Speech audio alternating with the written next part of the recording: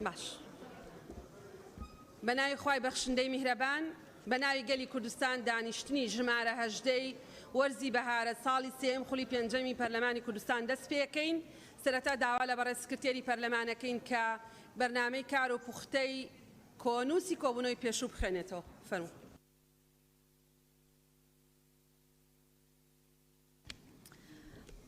بەڕێزسەرۆکی پەرلەمان بەرنامەی کار بەپێی حکمی مادەی 5 برگەکانی یەکەم دووەم سەیەم لە مادەی 16 برگەی سەیەم لە مادەی 18 برگەکانی یەکەم دووەم سەیەم و چوارەم و پێنجەم لە مادەی 20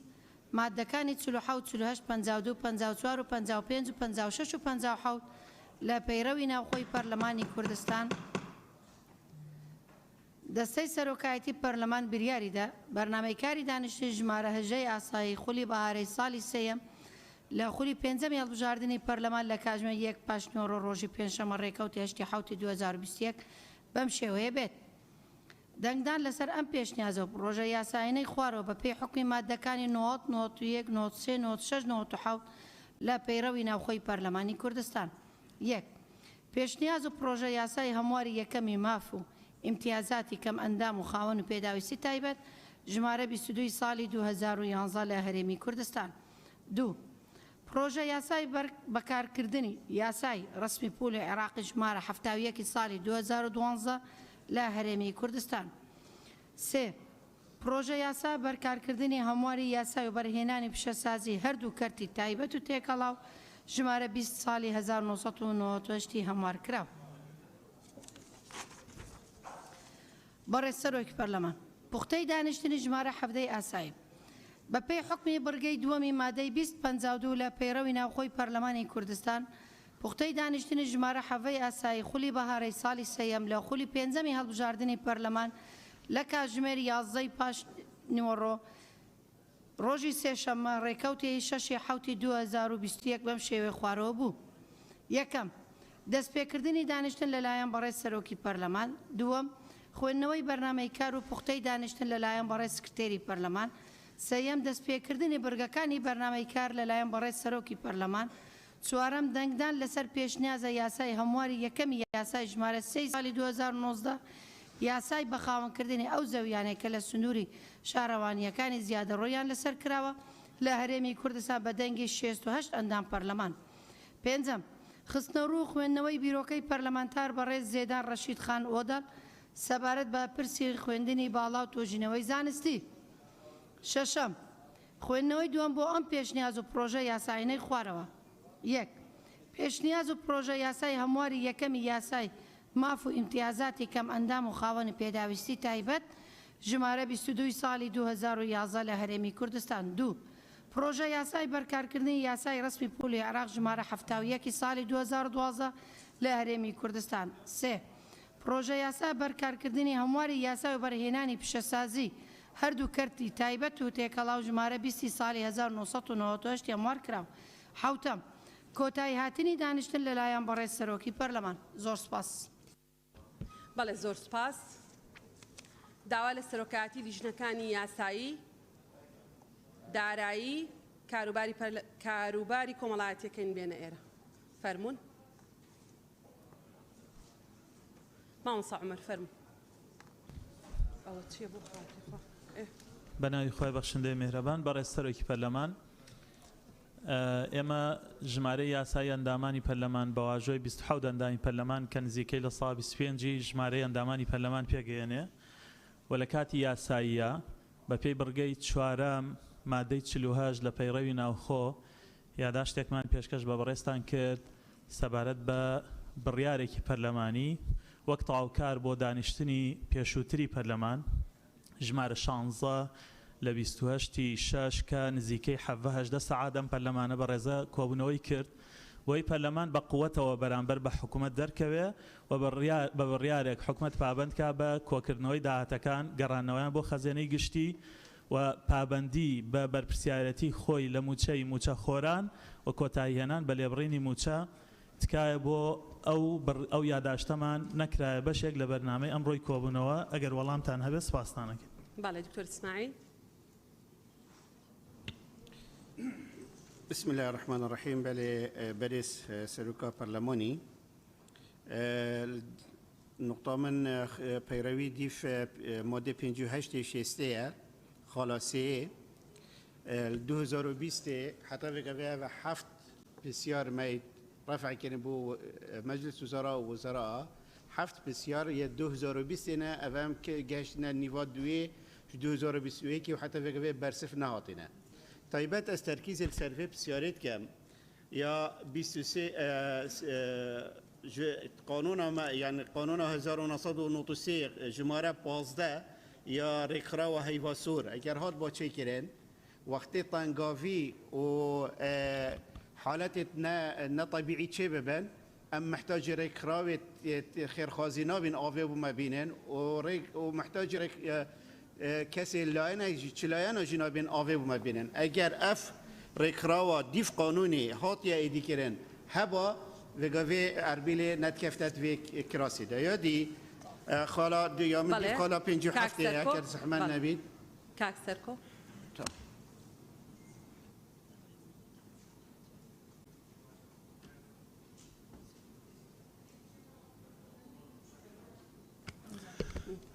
جنابي سروكي برلمان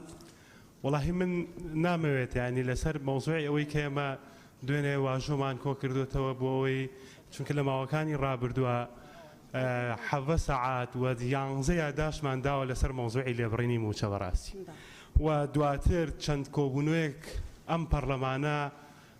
هم خلق چاوري وي كرد لبرلمان كانوا نراتي شرعي خلقا وبريزشتان هيك لواني ك سروكاتي جورتين مؤسسين برلمان ام هرماكن تكاكم لجنابت لا دسي سروكاتي كبرياري تشريعي بو لا بردني لبريني موچينا سايب خيت دنگدانو هم بو خوا هم بو خلق هم بو موچ خورانو هم بو گرانوي هيبت بو برلماني كردستان زور سپاس برلماني كردستان هيبتي هي بله شيخ ظاهر دست برس كربو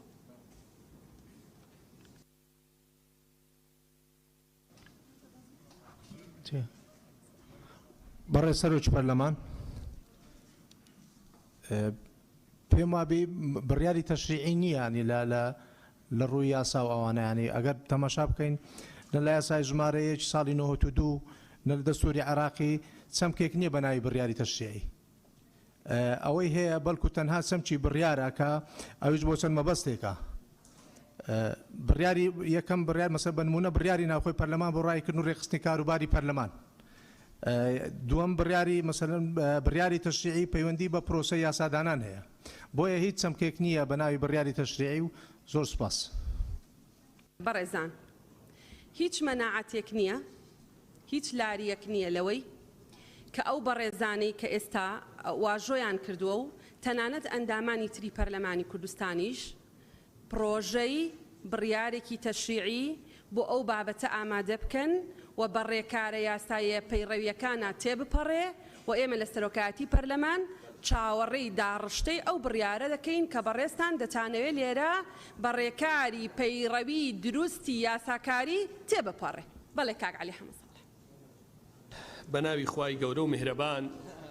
بەڕێز سەرۆکی پەرلەمان هۆکاری من داوا لە جەناب دەکەم بەپێی پێڕەوی ناوخۆ لە زووترین کاتا لیژنەی دارایی ڕاستپێری چونکە بۆ ئەوەی کە موچە لێبڕینی موچە نەمێنێ هۆکارە بنەڕەتیەکە دیاری کرێ لە 3 مانگا 157 ملیار دینار لە داهاتی ناوخۆ کەمی کردووە بەبێ هۆکار بە قودرەتی قادر ڕێک لە سلێمانی لە 142 کەمی کردووە لە هەولێر و دۆکش ڕێک لە 142 کەمی کردووە واتە لە 374 ملیارەوە داهاتی ناوخۆ هاتووە بۆ 270 ملیار دینار لەمەش گەڕێ ئەو 270 ملیار دینارەی مانگی 6 تا ئێستا نیوەی نەگەڕاوەتەوە واتە داهاتی ناوخۆ نیوەی دەستی بەسەراگیراوە 157 ملیارەکەی داهاتی ناوخۆ بگەڕێتەوە و نەوتیش 50 ملیۆن دلار داهات زیادی کردووە پاشەکەوتی موچە نامێنێ بۆیە داواکارم لە جەنابتان من هەموو ئەم بەڵگانەی لە بەردەما ئەیخەمە ڕوو بەرپرسم لێی هیچ منطقێک نییە لە 3 مانگا لە 142 داهات نەمێنێ 52 کەشی کەماوە تا ئێستا نیوەی نەگەڕاوەتەوە ئەو ئەڵێ سلێمانی 35 ملیۆنی ناردووە منیش ئەوە نەدەم زیاتر بنێرێ زیاتر ئەدەم ئێکواتەی ئاماژە بە بڕگەی چ داهات چ دەوڵەت چ حکوومەت بەڵێ ئاماژە بە بڕگەی پێنجم لە مادەی 16 پەیڕەوی ناوخۆ دەستەی سەرۆکایەتی لیژنەی دارایی ڕاستپێرێ بۆ بە دوواداچوونکردن بۆ ئەو زانیاریانەی کە بەڕێز کاک عەلی حەمەد ساڵح بە نووسرا و ئەیخاتە بەردەستی لیژنەی دارایی. بەڵێ دکتۆر ڕێبوار. بەناوی خی گەورە میهرەبان بەڕێز سەرۆکی پەرلەمان من بە پێی مادە 16 و هەروە بە پێی مادە 6 لە پەیڕەوی ناوخۆی پەرلەمانی کوردستان دوو خاڵەمەوە قسەی لەسەر بکەم کە زۆر گرنگە. یەکیانەوەیە کە هەر لە ڕاستیە یەکێک لە ئاڵنگاری ئەمنیەکان دوای داعش کە ڕوبەڕووی هەرێمی کوردستانە بێتەوە بریتێ لەو موشک بارانەی کە ئاراستەی هەرێمی کوردستانەکەن و لە ماوەی 1-2 ڕۆژی ڕابرز بەداخەوە بینوان کە بە درون TNT پێبوو ئاراستەی فڕۆکەخانەی نێودەوڵەتی هەولێر کراوە. بە پێی مادە 16 بڕگەدە داوا لە دەستەی سەرۆکاتی پەڵەوانەکەم کە هەلوێستێک بنوێنن بەرامبەر بەوە و تەنسیقی بکەن لەگەڵ ئەنجومەنی نوێنەرانی عراق بۆی کە جارێکی تر ئەمە هەڕەشانە ڕوبەڕووی هەرێمی کوردستان نەبێتەوە. کەم پێم وایە ئەم هەڕەشانەی چیوا کەمتر نییە لە بابەتی لێبڕینی موچە هیواخوازیش بووم یەکێک لە هەواڵەکان باس لەو ئاڵنگاریانە بکە و ئیدانەی ئەو هێرشانە بکە کە ئاراسەی یان ڕوبەڕووی هەرێمی کوردستانە بنەوە. خاڵی دوم بەڕێ سەرۆکی پەرلەمان من لە 2/5 بە ژمارە 4/11/39 نووسراوێکم ئاراستەی ئابوبەکر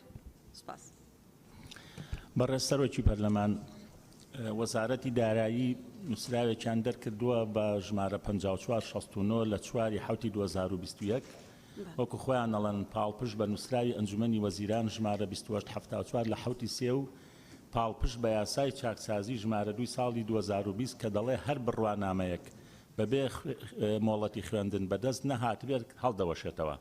لە کاتێکە ئەم بڕگەی مادەی 6 یاسای ژمارە 2 ساڵی 2005 زۆر ڕۆشنە کە ئەڵێ هەڵوەشانەوەی ساڵانی خزمەتی ئەژمار کراو بۆ خزمەتی وەزیفی شارستانی یان پێشمەرگایەتیان هێزەکانی ئاسایشی ناوخۆ بۆ ئەو ماوانەی کە لەگەڵ خوێندنی موچەخۆر یەک دەگرنەوە جگە لە حاڵەتەکانی مۆڵەتی خوێندن یان خوێندنی ئێواران یان تەمەنی لەو کاتەدا لە خوار 16 ساڵی بێت جگە لە زیندانی و ڕاگیراوی سیاسی. بۆیە پێم وایە ئەم بڕیارەی وەزارەتی دارایی پێچەوانی ئەم مادەیە کە ئەوان ئەڵەن پاڵپشت بەوە ئێمە ئەم بڕیارەمان دەرکردووە. هیوادارم لیژنەی پەروەردە و خوێندنی ناوخۆ ڕاستپێری بۆ بەدواداچوونی حقیقەتی ئەم نووسراوە. بەڵێ لیژنە ڕاستپێرین بۆ بەدواداچوون. جارێ وەزیری دارایی ناتوانێت فەرمان بکا بە هەڵوەشانەوەی بڕوانامە ئەتوانێ یان بڕیار دەرکە ئەتوانێ بڵێ ئەژمار ناکرێ ئەو بڕوانامەیە ئەژمار ناکرێت چکە بڕوانامە مەرجی خۆی هەیە ئەگەر هات بێتە دی نەکەس ناتوانێت هەڵیوەشێنەوە. بەڕێزان ئەگەر هەمووی هەمان قسەیە بەڕێزان ئێمە لە پەرلەمان لاریمان نییە بڕیارێکی تەشریعی بدرێ و بەڕێکارە یاسایەکانە تێپەڕ. بەڵێ کاکسیپە بەڕێز سەرۆکە پەرلەمانی کوردستانە پێشتر چەندین بەڕێز ئاماژە پێی چەندێدا و لە گۆری مادە 48 مەیاداشتێک ئاراستەی جەنابەوەی کردە لێل گۆری گوتناتە و ئامادەکردنا پرۆژە بریارێکی ji بۆ vê pirsê و nehêlana lêbirîna mûşey dibînim bitinê wext kuştina Serok'a Perlemanê Kurdistanê. Çunkî eva ku hatiye dan biryareka neyasayî bû ji laya Encûmenê Wezîran ve hatiye dan. Lewra giring e Perlemanê Kurdistanê bi biryarekê vê biryara neyasayiya Encûmenê Wezîran palweşînîtin. Ne پێشکەشکێنە پرۆژە بریارێکی ji bo yekê şinika li lîjneya û şinika dem bihête kuştin ev jî bi tinê meşgulkirina hewlatîn herêma Kurdistanê belku hiç encamek nabît û nagihîte der encamekî. Eger rast et berjewendiya xelkê herêma Kurdistanê dayn vê biryarê li ser lêbirîna mûçê bidên û mûçe bi kamilî bihête dan û Encûmenê Wezîran pabend bikin ji bo dana mûçê di demê xwe destî şan kirî da û bibe lêbirî. زۆر سپاس کاک پێشەوە. بەڕێز سەرۆکی پەرلەمان لە کۆبوونەوەی هاتنی بەڕێزان تیمی حکوومەت بەڕێزت چەند لێژنەیەکت ڕاستپارت بە دەنگدانی ئەندامانی پەرلەمان 69 ئەندام کە ئێمە ئامادەکاری بکەین بۆی کە بزانین بەهۆی یعنی چه هۆکارێکە کەوای کردووە حکوومەت نەتوانێت موچە بە تەواوەتی دابەش بکە. ئێمە دوێنێ کۆبوونەوەمان ئەنجامدا و ئەو ڕاستپاردەی کە بەڕێزتان داواتان کردبوو ئامادە کراوە ئێمە داوا لە بەڕێز دەکەین ینی بە کورتی ئەم بابەتە ببڕێنەوە چونکە ئێستا ڕاستپاردەکە ئامادەیە بینێرنە حکوومەت و هێشتا ئێمە وەڵامی حکوومەتمان وەرنەگرتووە لە ڕاستپاردەکان دەناگەر بێتە ئەوەی کە لەم هۆڵەدا کەسێک لەگەڵ لێبڕینی موچە نەبێت یان لەگەڵەوە بێ حکوومەت بە تەواوەتی موچە بدات حتمما ئێمە لەگەڵ ئەوەین کە موچە بە تەواوەتی بدرێت و من ئەزانم حکوومەتیش لەگەڵەوەدایە کە موچە بە تەواوەتی بدرێت بەڵام پێویستە دوور لە مزایدات واقعیانە ئێمە دۆخی مزایدە کراوە بەڕێز سەرۆکی پەرلەمان لەسەر حکوومەت مزایدە ئەکرێ لەسەر ئێمەش مزایدە ئەکرێ بۆیە هیچ کەس لە خۆمان بەدڵسۆزتر نازانین بۆ خەڵکی کوردستان و ئەو ڕاستپاس بەڵێ سەرۆکایەتی ئەو سێلیژنەی کە ڕامە ئەنسپاردبوون چیتان کردووە فەرموون با قسە بکە لیژنەی بەڕێسەرۆکی پەرلەمان دیارە ئێمە دوای ڕاستپاردنی هەر سێ لیژنەی دارایی یاسایی لەگەڵ لیژنەی وزە ئێمە دوێنێ کۆبوونەی خۆمان ئەنجام ماوە ڕاستپاردەکانمان هەموو کردوتە راپۆرتێک ئیمزا کراوە و تەقدیمی سەرۆکایەتی پەرلەمان کراوە هەر ئەمڕۆ راپۆرتەکەمان تەسلیم کردووە زۆر سوپاس. بەڵێ بەڕێزان دەست بە جێبەجێکردنی بڕگەی یەکەمی بەرنامەی کارەکەی بەڵێ وەرتانەگرم دڵنیاتانەکەم هەرمووتان وەرەگرم بەڵێ فەرموون یەکەم بخوێننەوە یەکەم بخوێننەوە دڵنیاتەکەم وەرتەگرم دڵنیاتەکەم وەرتەگرم بەڕێزان ئێمە چینە ناو پرۆسەی دەنگدان بەڵێ فەرموون ئێمە رازین بە بڕیاری تەشریعی حازریکەن ئێمە رازین بە بڕیاری تەشریعی بە ڕێکاری پەیڕەوی حازریکەن کاک بژار دەست پێکە بەڕێ سەرۆکی پەرلەمان بۆ سەرۆکی پەرلەمانی کوردستان کەس وەرناگرم بەڕێز بەڵێ بابەت راپۆرتی دەنگدان لژنەی کاروباری یاسایی و لژنەی کاروباری کۆمەڵاتی و دەکۆکی لە مافی مرۆڤ ڕۆژی چوارشەمە ڕێکەوتی حوتی 2021 کاتژمێر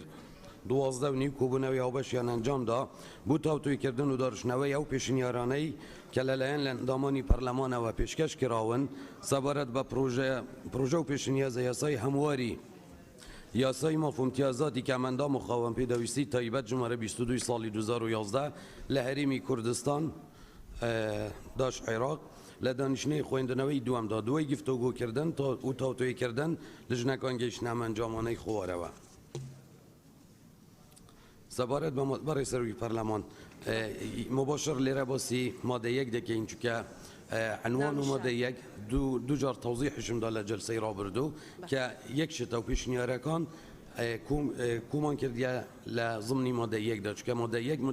متعلق بوو بە ناونیشان سەبارەت بە مادە یەک چوار پێشنیار هەیە پێشنیاری یەکەم مادەکە وەک خۆی تەنیا بەرگەی یەکەم بەم شێوەیە لێ بکرێت یەکەم ناونیشان یاسای ژمارە 22 ساڵی 2011 یاسای ماف و امتیازاتی کەمەندام و خاوەن پێدەویستی تایبەت لە هەرێمی کوردستان داش عێراق هەموار دەکرێت و بەم شێوەی خوارەوە دەخوێندرێتەوە یاسای هەمواری یەکەمی یاسای ژمارە 22 ساڵی 2011 یاسای ماف و امتیازاتی خاوەن پێدەویستی تایبەت لە هەرێمی کوردستان داش عێراق پێشنیاری دووەم مادەکە وەک خۆی تەنیا بەرگەی یەکەم بەم شێوەیە لێ بکرێت یەکەم ناونیشان یاسای ژمارە 22 ساڵی 2011 یاسای ماف و امتیازاتی کەمەندام و خاوەن پێدەویستی تایبەت لە هەرێمی کوردستان داش عێراق هەموار دەکرێت و بەم شێوەی خوارەوە دەخوێندرێتەوە یاسای ژمارە 22 ساڵی 2011 یاسای پاراستنی ماف و امتیازاتی کەمەندام و خاوەن پێدەویستی تایبەت لە هەرێمی کوردستان پێشنیاری سێم پێشنیاری سێم وەک خۆی یەکەم ناونیشان یاسای ژمارە 22 ساڵی 2011 یاسای ماف و امتیازاتی کەمەندام و خاوەن پێدەویستی تایبەت لە هەرێمی کوردستان داش عێراق هەموار دەکرێت بەڕێزان ئەو راپۆرتی کە بەڕێزیانی خوێنێتەوە راپۆرتی دەنگدانە هەر ئەندامێکی پەرلەمان پێشوەخت داوای نەکرد بێ ناخرێتە سندوقەوە هەر کەسێکیش ئێستا ئەوێ بۆتانێت هەموار دەکرێت و بەم شێوەی خوارەوە دەخوێندرێتەوە یاسای ژمارە 22 ساڵی 2011 یاسای ماف و امتیازاتی کەمەندامە لە هەرێمی کوردستان داش عێراق دووەم دەستەواژەی کەمەندام جێگەی دەستەواژەی کەمەندام و خاوەن پێدەویستی تایبەت دەگرێتەوە لە هەر شوێنی کەم یاسادا هاتبێت پێشنیاری چوارەم پێشنیاری هەردوو لژنەی تایبەتمەند مادەی یەکەم بەم شێوەیە خوارەوە لێ بکرێت یەکەم ناونیشان یاسای ژمارە 22 ساڵی 2011 یاسای ماف و امتیازاتی کەمەندام و خاوەن پێدەویستی تایبەت لە هەرێمی کوردستان داش عێراق هەموار دەکرێت و بەم شێوەی خوارەوە دەخوێندرێتەوە یاسای هەمواری یەکەمی یاسای ژمارە 22 ساڵی 2011 یاسای ماف و امتیازاتی کەمەندامان و خاوەن پێدەویستی تایبەت و کورتەباڵان لە هەرێمی کوردستان داش عێراق بەڵێ بەڕێزان سەبارەت بە مادەی یەکەم کە عینوانی یاساکەی و دەگۆڕێت چوار پێشنیار هەیە هەر بەڕێزێک لەگەڵ یەکەمە کەسی لەگەڵ نیە هەر بەڕێزێک لەگەڵ دووەمە کەسی لەگەڵ نیە هەر بەڕێزێک لەگەڵ سێهەمە وەک خۆی کەسی لەگەڵ نیە هەر بەڕێزێک لەگەڵ چوارەمە پێشنیازی لیژناوە بەشەکان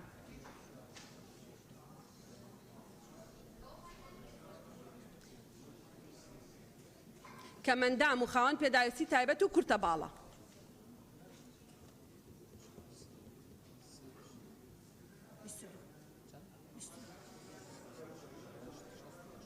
بەدەنگی 68 ئەندامی پەرلەمان پەسەند کرا. مادەی 2 بارێ سەرۆکی پەرلەمان سەبارەت بە مادە 2 پێشنیار هەیە. پێشنیاری یەکەم وەک خۆی مادە 2 یەکەم ڕێزان ئەبێ گوێتان لێبێ بۆی بزانن دەنگ بە چێدەن تکا دەکەم. بەڵێ فەرموون. پێشنیاری یەکەم وەک خۆی مادە 2 یەکەم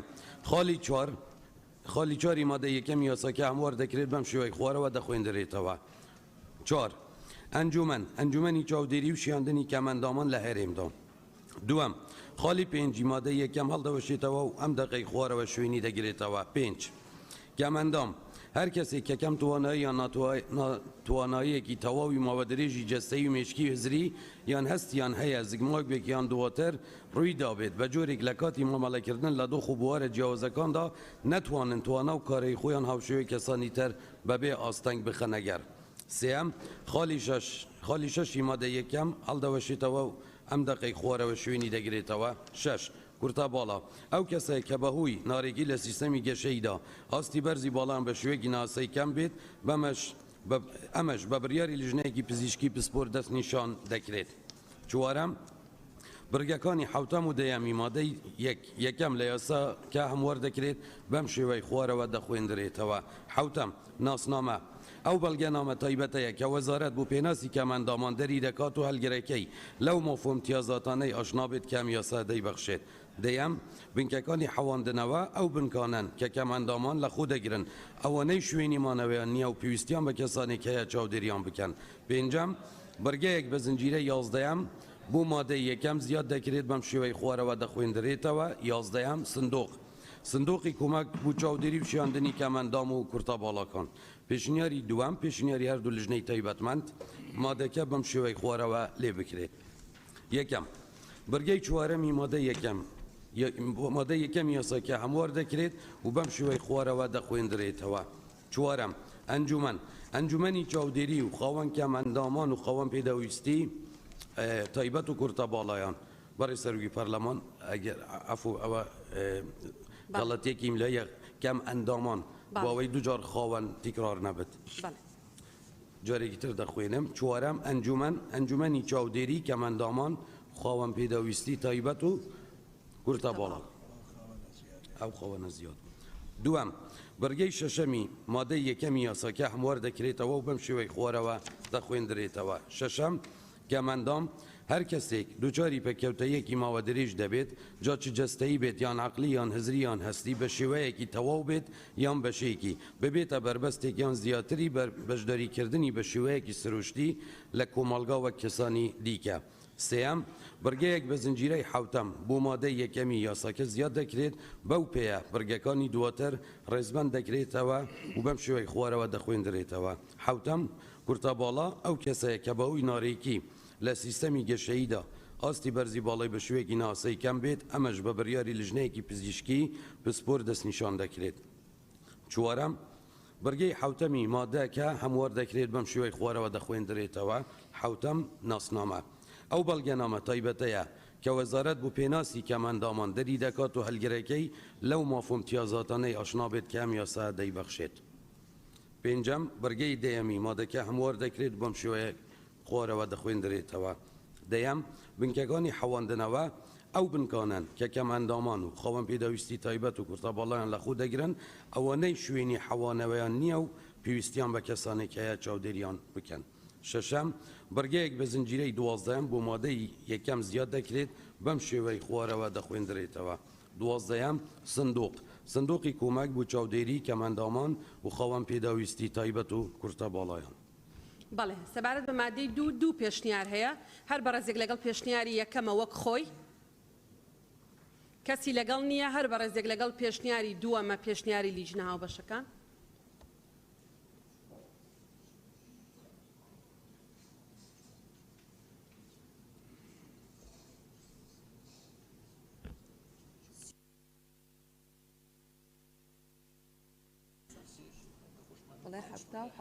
بەدەنگی 77 ئەندامی پەرلەمان پەسەند کرا. بەڕێ سەرۆکی پەرلەمان سەبارەت بە مادە 3 دوو پێشنیار هەیە. پێشنیاری یەکەم مادەکە وەک خۆی. مادە 3 یەکەم بەرگەی دووەمی مادەی سێمی یاساکە هەموار دەکرێت و 4 خاڵ بۆ زیاد دەکرێت بەم شێوەی خوارەوە. 5 وەزارەتی دارایی و ئابووری. 6 وەزارەتی شارەوانی و گەشت و گوزاری هەرێم. 7 وەزارەتی ئاوادانکردنەوە و نیشتەجێکردنی هەرێم. 8 دەستەی سەربەخۆی مافی مرۆڤ. دووەم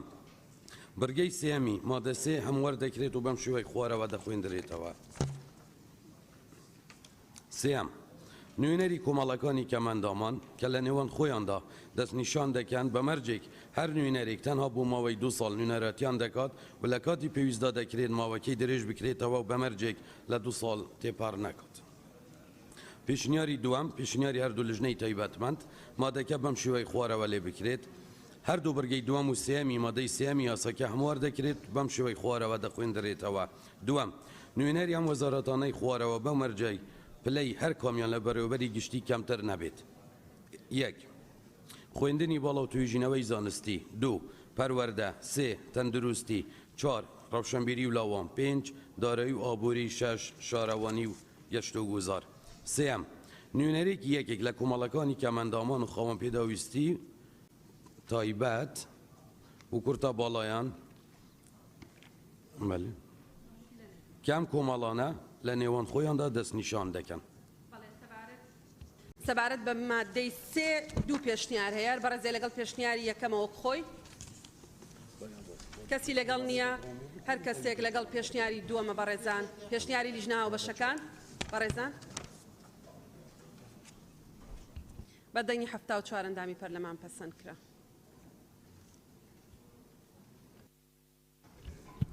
بەڕێز سەرۆکی پەرلەمان سەبارەت بە مادەی چوارەم سێ پێشنیار هەیە وشەی سێ نەنووسراوەکە. پێشنیاری یەکەم مادەکە وەک خۆی تەنیا خاڵی پێنجەم بەم شێوەیە لێ بکرێت. پێنجەم ئامادەکردنی راپۆرتێکی تایبەت بە بارودۆخی کەسانی کەمەندام و بەرزکردنەوەی لە ڕێگەی وەزیرەوە بۆ ئەنجومەنی وەزیران لە هەر 6 مانگ جارێک. پێشنیاری دووەم مادەکە وەک خۆی مادەی چوارەم بەڕگەی یەکەمی مادەی چوارەمی یاساکە هەموار دەکرێت 2 خاڵ بەم زنجیرانەی خوارەوە بۆ مادەکە زیاد دەکرێت و بەم شێوەیە خوارەوە دەخوێنرێتەوە. چوارەم بە دوواداچوون و لێ پێچینەوە لەو سکاڵا و هەواڵدانانەی تایبەتم بەو پێشێلکاریانەی بەرامبەر کەمەندامان ئەنجام دراون و گرتنەبەری ڕێکاری پێویست لە بارەیانەوە. پێنجەم ئامادەکردنی راپۆرتێکی تایبەت بە بارودۆخی کەمەندام و بەرزکردنەوەی لە ڕێگەی وەزیرەوە بۆ ئەنجومەنی وەزیران. پێشنیاری سێیەم پێشنیاری هەردوو لیژنەی تایبەتمەند ئەم مادەیە لا ببرێت. بەڵێ بەڕێزان سەبارەت بە مادەی چوار سێ پێشنیار هەیە هەر بەڕێزێ لەگەڵ پێشنیاری یەکەمە هەر بەڕێزێک لەگەڵ پێشنیاری دووەمە بەڕێزان وەک خۆی هەر بەڕێزێک لەگەڵەوەیە ئەو مادەیە لە راپۆرتەکە لا ببرێ واتە ئەو تعدیلە نەکرێ.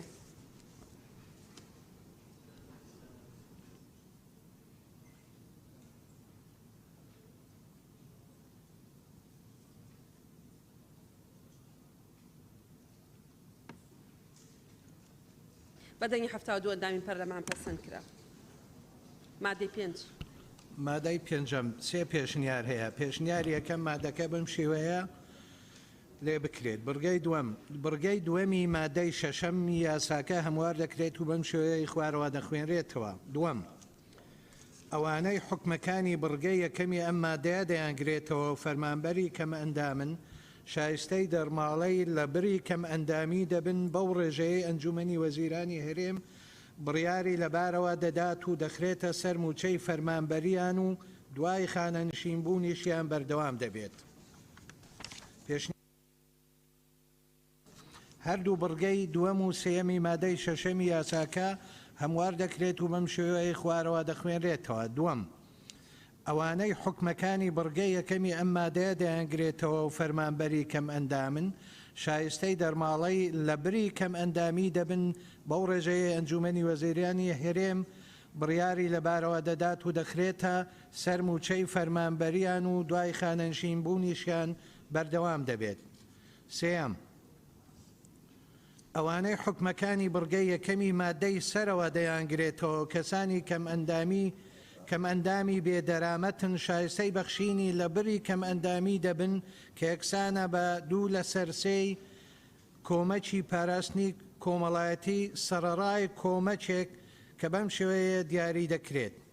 کۆمەکی پاراستنی کۆمەڵایەتی کەڕەتی ڕێژەی پەککەوتەیی. پێشنیاری سێەم پێشنیاری هەردوو لیژنەی تایبەتمەند هەردوو بڕگەی دووەم و سێمی مادەی شەشەمی یاساکە هەموار دەکرێت و بەم شێوەیە خوارەوە دەخوێنرێتەوە. دووەم ئەوانەی حکومەکانی بڕگەی یەکەمی مادەی سەرەوە دەیانگرێتەوە لە کەسانی فەرمانبەر شایستەی دەرماڵەی بەرامبەری کەم ئەندامی دەبن بە پێی ئەو ڕێژەیە و لەو سنوورەی ئەنجومەنی وەزیرانی هەرێم بڕیاری لێدەدات. سێەم ئەوانەی حکومەکانی بڕگەی یەکەمی مادەی سەرەوە دەیانگرێتەوە لە کەسانی بێدەرامەت شایستەی بەرامبەری کەم ئەندامی دەبن کە یەکسانە بە دوو لە سەرسەی کۆمەکی چاودێری کۆمەڵایەتی سەرباری کۆمەکێک کە بەم شێوەیە دیاری دەکرێت کۆمەکی چاودێری کۆمەڵایەتی کەڕەتی ڕێژەی پەککەوتەیی.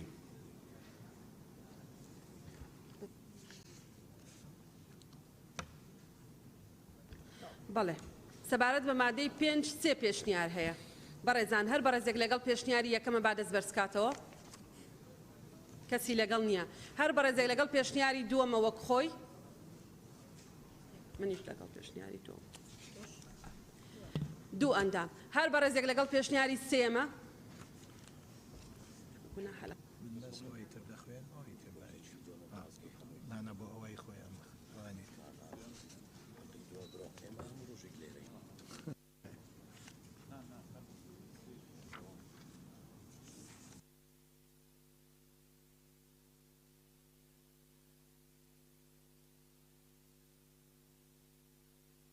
بەدەنگی 63 ئەندامی پەرلەمان پەسەند کرا. مادەی 6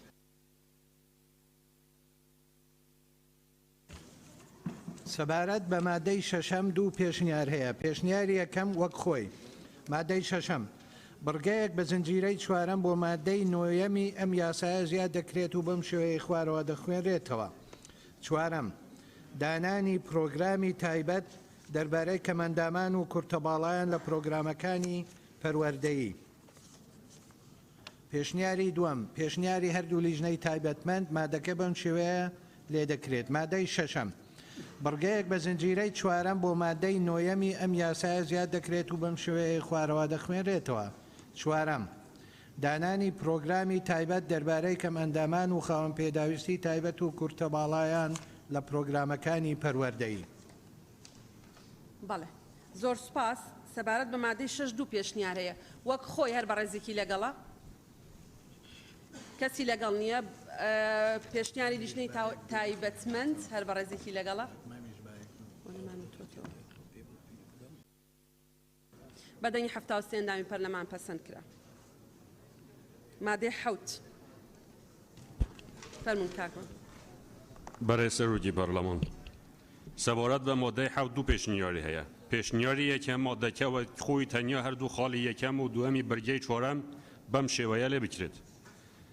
یەک خەوان پرۆژە گەورەکان پابند دەبن بە کارخستنی ڕێژەی لەکەم ئەندام و کورتەباڵایان لە پرۆژەکانیان لەسەر بنەمای داواکاری بە جوورێک کە ڕێژەکە 5% بێت بۆ هەر بە کارخستنێک زیاتر لە ڕێژەی دیاریکراوی حکومەت تا ماوەی 3 ساڵ نیوەی مانگەکانیان دەگرێتە ئەستوو ئەو هەندانە دەکرێت بە ڕێگەی لێخۆشبوون لە باش بێت. دوو خەوان پرۆژە مامناوەند و بچووکەکان پابند دەبن بە کارخستنی ڕێژەیەک لە کەسانی کەمەندام لە پرۆژەکانیان لەسەر بنەمای داواکاری بە جوورێک کە ڕێژەکە 5% بێت و حکومەتیش تا ماوەی 3 ساڵ نیوەی مانگەکانیان دەگرێتە ئەستوو ئەو هەندانە دەکرێت بە ڕێگەی لێخۆشبوون لە باش بێت. پێشنیاری دووەم مادەکە وەک خۆی تەنیا دەستەواژەی بە کارخستن بکرێتە پێدانی دەرفەتی کار. پێشنیاری سێەم وەک خۆی مادەی 7 یەکەم بەرگەی چوارەمی مادەی دێمی یاساکە هەموار دەکرێت و بەم شێوەیە خوارەوە دەخوێنرێتەوە. چوارەم خەوان پرۆژەی تایبەتی بچووک مامناوەند و گەورە پابند دەبن بە بەکارخستنی ڕێژەیە لە کەم ئەندام و کورتەباڵایان لە پرۆژەکانیان لە ڕێگەی خولی شیاندن و ڕاهێنانی گونجاو بە مەرجەی کارەکە لەگەڵ توانا و لێزانیان گونجاو بێت. بەرە چاوکردنی حکومەکانی مادەی شەشەمی ئەم یاسایە بەم شێوەیە خوارەوە. یەک خواهان پروژه گەورەکان پابند بن بە بەکارخستنی ڕێژەیە لە کەم ئەندام و کورتەباڵایان لە پروژەکانیان لەسەر بنەمای داواکاری بە جوورێک لە ڕێژەی 5% کەمتر نەبێت و بۆ هەر بەکارخستنێک زیاتر لە ڕێژەی دیاریکرا و حکومەت تا ماوەی 3 ساڵ نیوەی مانگەکانیان دەگرێتە ئەستوو ئەو هاندانە دەکرێت بە ڕێگەی لێخۆشبوون لە باج بێت. 2. خواهان پروژه مامناوند و بچوکەکان پابند بن بە بەکارخستنی ڕێژەیەک لە کەسانی کەم ئەندام لە پروژەکانیان لەسەر بنەمای داواکاری بە جوورێک لە ڕێژەی 5% کەمتر نەبێت و حکومەتیش تا ماوەی 3 ساڵ نیوەی مانگەکانیان دەگرێتە ئەستوو ئەو هاندانە دەکرێت بە ڕێگەی لێخۆشبوون بێت لە باج. 2. برگەیەک بە زنجیرەی پێنجەم بۆ مادەی دەیەمی یاساکە زیاد دەکرێت و بەم شێوەیە خۆڕەوە دەخوێنرێتەوە. 5. بێبەشکردن یان دوورخستنەوەی هەر کەسێک لە کارکردن یان ڕاهێنان بەهۆی ئەوەی کە کەسێکی کەمەندامە لەلایەن خەوان پروژەکان ڕێگە پێدراو نییە. پێشنیاری 4. پێشنیاری لیژنەی تایبەتمەند مادەکە بەم شێوەیە لێبگرێت. مادەی 7. برگەی 4 لە مادەی دەیەمی یاساکە هەموار دەکرێت و 2 برگە بە زنجیرەی 5 و 6 زیاد دەکرێت بۆ مادەکە بەم شێوەی خۆڕەوە. 4. خواهان پروژه تایبەتەکان پابند دەبن بە بەکارخستنی ڕێژەیەک لە کەم ئەندامان و خاوەن پێداویستی تایبەت و کورتەباڵایان لە پروژەکانیان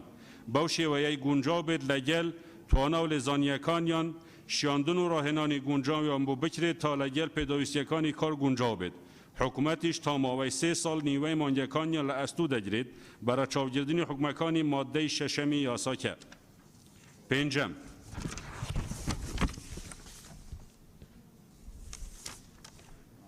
نابێت کەسی کەم ئەندام خاوەن پێداویستی و کورتەباڵا بێبەش بکرێت لە دەرفەتەکانی وەزیفە بێدان یان کار بەهۆی حاڵەتەکانیان هەر کاتێک خاوەن توانە و لێهاتووی بن بۆ بەجێگەیاندنی وەزیفە یان کارەکە. 6.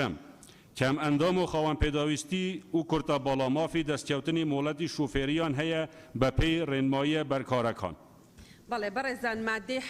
4 پێشنیارە هەر بەڕێزێک لەگەڵ پێشنیاری یەکەمە با بفەرمێ دەست بەرزکاتەوە. کەسی لەگەڵ نییە هەر بەڕێزێک لەگەڵ پێشنیاری دووەمە کەسی لەگەڵ نییە هەر بەڕێزێک لەگەڵ پێشنیاری سێمە وەک خۆی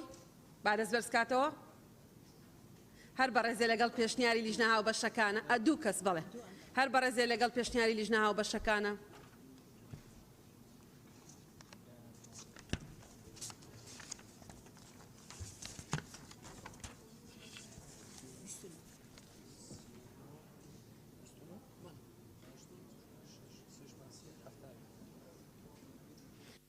بەدەنی هەفتاوێک ئەندامی پەرلەمان پەسەند کرا مادەی 8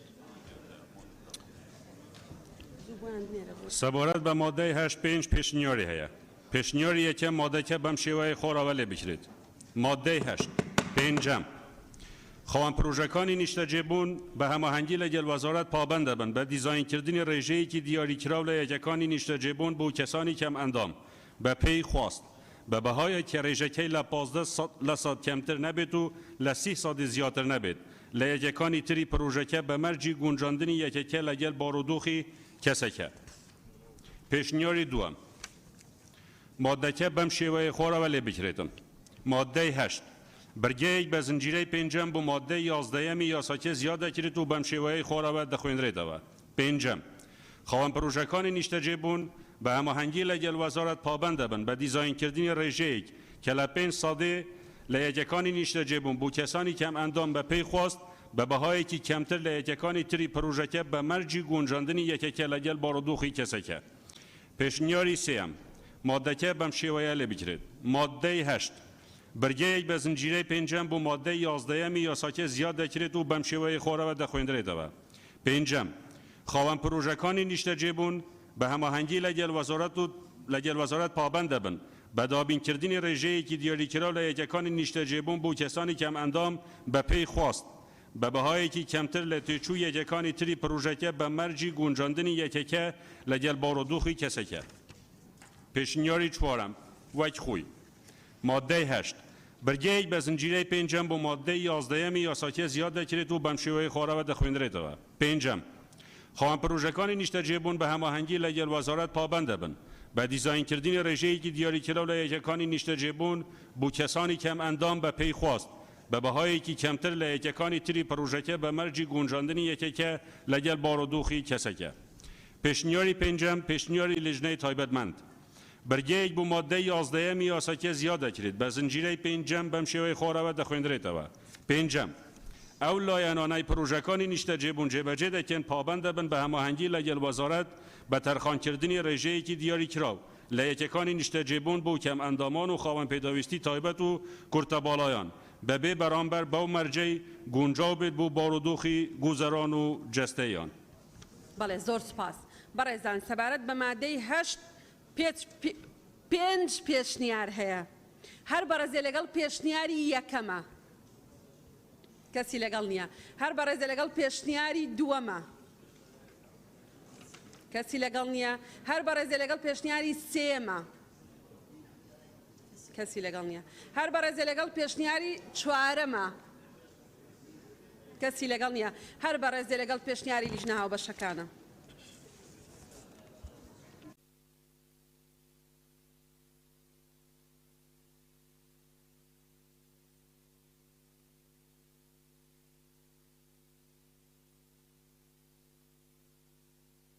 بەدەنی هەفتاوێک ئەندامی پەرلەمان پەسەند کرا. مادە نۆ کاکمەم فەرموو. سەبارەت مادەی 9 لایمە دیار نییە چەند پێشنیاری هەیە. پێشنیاری یەکەم ئەم مادەیە لا ببرێت. پێشنیاری دووەم وەک خۆی. مادەی 9 خاڵێک بۆ بەرگەی دووەمی مادەی 12 یاساکە بە زنجیرەی 3 زیاد دەکرێت بەم شێوەیە خۆراوە دەخوێندرێتەوە. 3 دامەزراندنی ناوەندێکی پێشکەوتوو بۆ دەستنیشانکردنی پێوەرەکانی کەم ئەندامی و پێکهاتە و ئەرکیەکانی بەڕێنماییەک ڕێک دەخرێت کە وەزیر بە هەماهەنگی لەگەڵ ئەنجومەنی وەزیران و وەزیری تەندروستی دەری دەکات. پێشنیاری سێەم پێشنیاری هەردوو لیژنەی تایبەتمەند زیادکردنی خاڵی بۆ بەرگەی دووەمی مادەی 12 یاساکە بە زنجیرە 3 و بەم شێوەی خۆراوە دەخوێنرێتەوە. 3 دامەزراندنی ناوەندێکی پێشکەوتوو بۆ دەستنیشانکردنی کەم ئەندامی و کاروبار و بەرنامە و ڕێگەی کارکردنی بەڕێنمایی ڕێک دەخرێت کە وەزیر بە هەماهەنگی لەگەڵ ئەنجومەنی وەزیرانی هەرێم و وەزیری تەندروستی دەری دەکات. بەڵێ زۆر سپاس. مادەی 9 سێ پێشنیارە. هەر بەڕێزێ لەگەڵ پێشنیاری یەکەمە کە مادەکە لا ببرێ. کەسی لەگەڵ نییە. هەر بەڕێزێ لەگەڵ پێشنیاری دووەمە وەک خۆی. کەسی لەگەڵ نییە. هەر بەڕێزێ لەگەڵ پێشنیاری سێمە.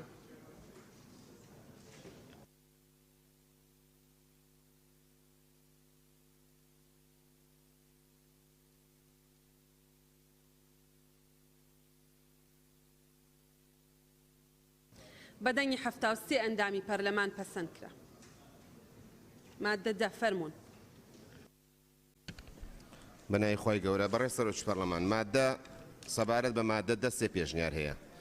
پێشنیاری یەکەم بەرگەیەکە بە زنجیرەی چوارەم بۆ مادەی 13 زیاد بکرێت و بەم شێوەی خوارێ لێ بکرێت. چوارەم پابەندکردنی لایەنەکانی تری خاوەنی یاریگا و هۆڵ و یانەی وەرزشی بە دابینکردنی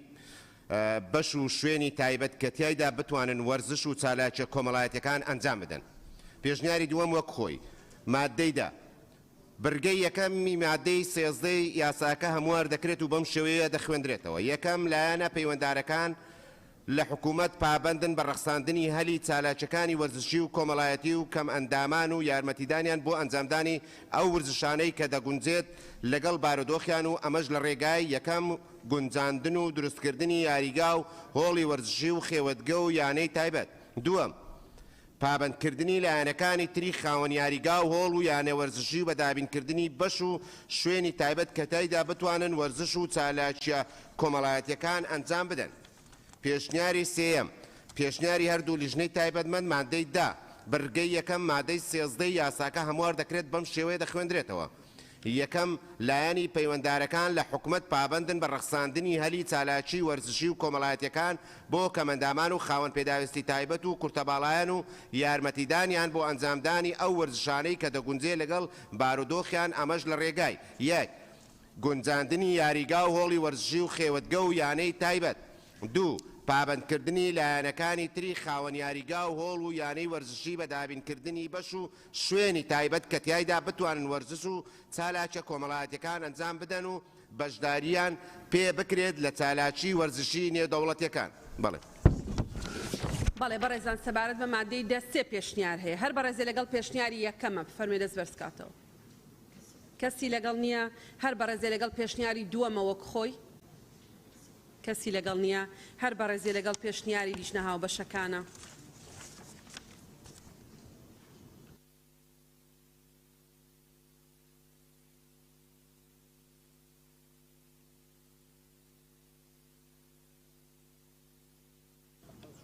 بەدەنگی 74 ئەندامی پەرلەمان پەسەند کرا. سەبارەت بە مادەی 11 دوو پێشنیار هەیە. پێشنیاری یەکەم وەک خۆی مادەی 11 زیادکردنی سێ بڕگە بە زنجیرەکانی سێم و چوارەم و پێنجەم بۆ مادەی چوارەم و بەم شێوەی خوارەوە دەخوێندرێتەوە. سێم یەک هەر کەسێک کەم ئەندامێک بێبەش بکە یان کارێک بکە ببێتە مایەی بێبەشکردنی لە پیادەکردنی و مافانەی ئەو مافانەی لەم یاسایەدا هاتوون. ئەوە بە پێبژاردنێک کە لە 1 ملیۆن دینار کەمتر نەبێت و لە 1 ملیۆن و 500,000 دینار زیاتر نەبێت سزا دەدرێت. دووەم کەسی هاوبەش لەو سەرپێچیەی لە خاڵی یەکی ئەم بڕگەیەدا هاتووە هەمان مامەڵەی کەسی بکەری لەگەڵدا دەکرێت. سێەم لە حالەتی گەڕانەوە بۆ سەرپێچیەکە بەهای ئەو پێبژاردنە لە خاڵیەکی ئەم بڕگەیەدا دەقنووس کراوە دەبێتە دووهێندە. چوارەم هەر کەسێک بە مەبەستی بەهرەمەند بوون بە ناشایستەیی لە هەر مافێکی دەقنووسکراو لەم یاسایەدا بە ساختە خۆی بکاتە کەسی کەمەندامیان سیفەتی هەڵبگرێت یان لەگەڵیدا بەشدار بێت یان هاوکاری بکات ئەوە بە پێبژاردنێک کە لە 2 ملیۆن و 500,000 دینار کەمتر نەبێت و لە 5 ملیۆن دینار زیاتر نەبێت سزا دەدرێت. پێنجەم ئەگەر کرێکار لە کارەکەی بێبەش بکرێت بەهۆی ئەوەی کەسێکی کەم ئەندامە ئەوە دەبێت قەرەبوویەکی پێ بدرێت کە بڕەکەی یەکسانی کرێی کارەکەی بێت لە ڕێکەوتی بێبەشکردنی بۆ ماوەیەک کە لە 6 مان کەمتر نەبێت ئەمەش وەک قەرزێکی نایاب ممتاز و شێوەی کرێی کرێکاری هەژمار دەکرێت. بڕیاری قەرەبووکردنەوەکەش تەنها ئەو کاتە هەڵدەوەشێتەوە کە کەسی وێبەشکراو بچێتەوە سەر کارەکەی لە هەمان شوێن و لە هەمان ڕێکەوت. پێشنیاری دووەم پێشنیاری هەردوو لیژنەی تایبەتمەند مادەکە بەم شێوەی لێ بکرێ. مادەی 11 زیادکردنی دوو بڕگا بە زنجیرەکانی سێم و چوارەم بۆ مادەی چواردەیەم و بەم شێوەی خوارەوە دەخوێندرێتەوە. سێم یەک هەر کەسێک کەم ئەندامێک یان خاوەن پێداویستێکی تایبەت یان کورتە باڵایەک بێبەش بکە یان کارێک بکە ببێتە مایەی بێبەشکردنی لە پیادەکردنی ئەو مافانەی لەم یاسایەدا هاتوون ئەوە پێبژاردنێک کە لە 1 ملیۆن دینار کەمتر نەبێت و لە 1 ملیۆن و 500,000 دینار زیاتر نەبێت سزا دەدرێت. دوو کەسی هاوباش لەو سەرپێچیەی کە لە خاڵ یەکی ئەم بڕگەیەدا هاتووە هەمان مامەڵەی کەسی بکەری لەگەڵدا دەکرێت. سێ لە حالەتی گەڕانەوە بۆ سەرپێچیەکە بەهای ئەو پێبژاردنە لە خاڵیەکی ئەم بڕگەیەدا دەقنووس کراوە دەبێتە دووهێندە. چوارەم هەر کەسێک بە مەبەستی بەهرەمەند بوون بە ناشایستەیی لە هەر مافێکی دەقنووسکراو لەم یاسایەدا بە ساختە خۆی بکاتە کەسی کەمەندامیان خاوەن پێداویستی تایبەت یان کورتە باڵا یان سیفەتی هەڵبگرێت یان لەگەڵیدا بەشدار بێت یان هاوکاری بکات سەرەڕای هەر سزایە کە لە یاسا بەرکارەکاندا هاتووە ئەوە بە پێبژاردنێک کە لە 2 ملیۆن و 500,000 دینار کەمتر نەبێت و لە 5 ملیۆن دینار زیاتر نەبێت سزا دەدرێت. بەڵێ بەڕێزان سەبارەت بە مادەی 11 دوو پێشنیار هەیە یەکەمیان وەک خۆی هەر بەڕێزێکی لەگەڵە دووەمیان پێشنیاری لیژنە هاوبەشەکان. فەرموون ئەو بەڕێزانەی لەگەڵن.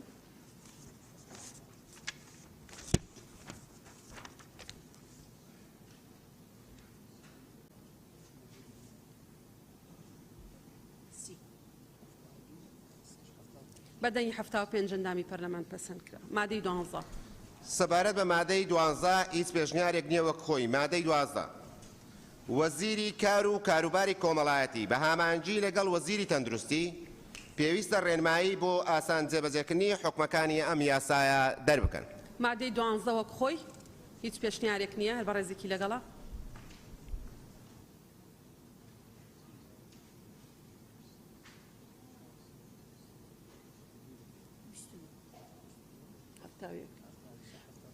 بەدەنگی 74 ئەندامی پەرلەمان پەسەند کرا. سەبارەت بە مادەی 13 هیچ پێشنیارێک نییە وەک خۆی. مادەی 13 کار بەدەقی هیچ یاسان یان بڕیارێک ناکرێت کە لەگەڵ حکومەکانی ئەم یاسایەدا ناکۆک بێت. مادەکە وەک خۆی هیچ پێشنیارێک نییە بەڕێزان. مادەی 13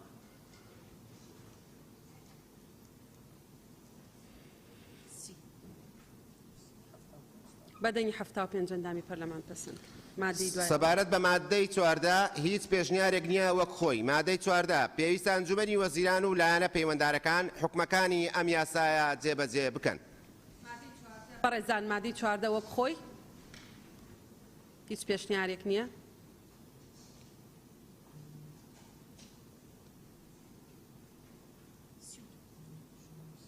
بەدەنی 73 ئەندامی پەرلەمان پەسەند کرا. مادەی 15 سەبارەت بە مادەی 15 هیچ پێشنیارێک نییە وەک خۆی. مادەی 15 ئەم یاسایە لە ڕێکەوتی بڵاوکردنەوەی لە ڕۆژنامەی فەرمیی وەقایعی کوردستان جێبەجێ دەکرێت.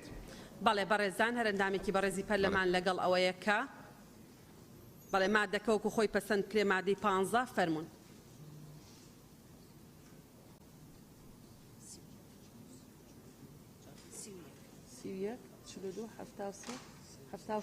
بەدەنی 76 ئەندامی پەرلەمان پەسەند کرا. بەڵێ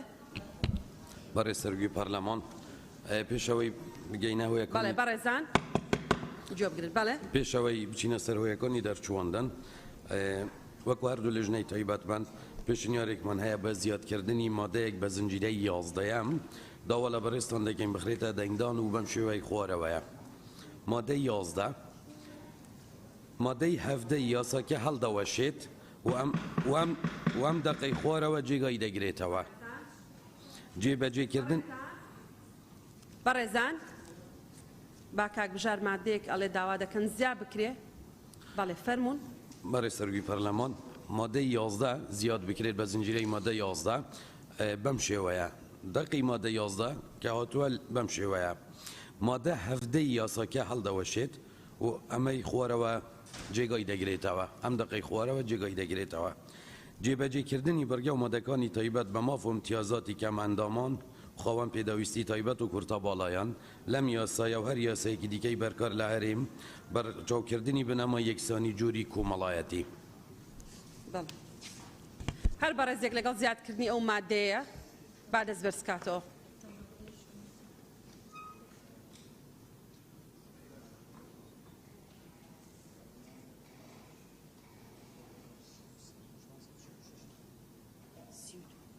بەدەنی 78 ئەندامی پەرلەمان پەسەند کرا.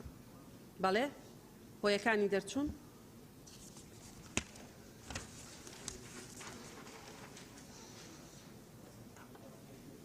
فەرمون. هۆیەکانی دەرچواندن بە مەبەستی گونجاندنی ماف و ئیمتیازاتی کەمئەندام و کورتە باڵایان لەگەڵ ستانداردە نێودەوڵەتیەکان و ڕەخساندنی هەلی کار و پێشکەشکردنی خزمەتگوزاری گونجاو لەگەڵ بارودۆخی گوزەران و ژیانی تایبەتیان و مسئولیتکردنی مافەکانیان لە بواری تەندروستی، کۆمەڵایەتی، پەروەردەیی و نەهێشتنی ئەو کەم و کورتیانەی لە جێبەجێکردنی یاسای ژمارە 22 ساڵی 2011 هەیە ئەم یاسایە دەچوێنرا. پێشنیاری دووەم پێشنیاری هەردوو لێژنەی تایبەتمەند هۆیەکانی دەرچواندن بە مەبەستی گونجاندنی ماف و ئیمتیازاتی کەمئەندامان و خاوەن پێداویستی تایبەت و کورتە باڵایان لەگەڵ ستانداردە نێودەوڵەتیەکان و ڕەخساندنی هەلیکار و پێشکەشکردنی خزمەتگوزاری گونجاو لەگەڵ بارودۆخی گوزەران و ژیانی تایبەتیان و مسئولیتکردنی مافەکانیان لە بواری تەندروستی، کۆمەڵایەتی، پەروەردەیی و نەهێشتنی جیاکاری لە بەرامبەریان و ئەو کەم و کورتیانەی لە جێبەجێکردنی یاسای ژمارە 22 ساڵی 2011 هەیە ئەم یاسایە دەرچوێنرا. بەڵێ بەڕێزان سەبارەت بە هۆیەکانی دەرچواندن دوو پێشنیارەیە هەر بەڕێزێک لەگەڵ پێشنیاری یەکەمە کەسی لەگەڵ نیە هەر بەڕێزێک لەگەڵ پێشنیاری دووەمە.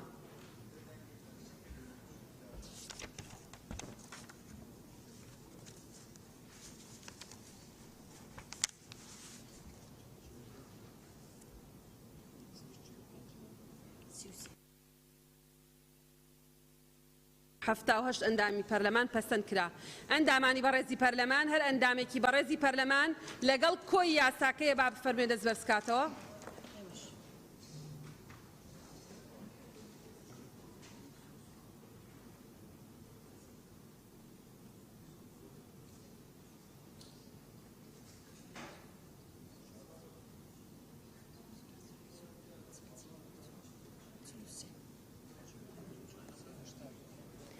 بەدەنگی هەشتاویەک ئەندامی پەرلەمان پەسەند کرا پیرۆزبایی لە خۆمان لەگەلی کوردستان کۆی کەمەندامان و خاوەن پێداویستی تایبەت و کورتە باڵایانەکەین بەڵێ بەڕێزان لە لیژنەی کاروباری کۆمەڵایەتی فەرموون سپاسانەکەین دەستان خۆش بێ فەرموون زۆر زۆر سپاس موفق بوون دەستان خۆش چکە بێ لیژنەی تر بێنە ئێرە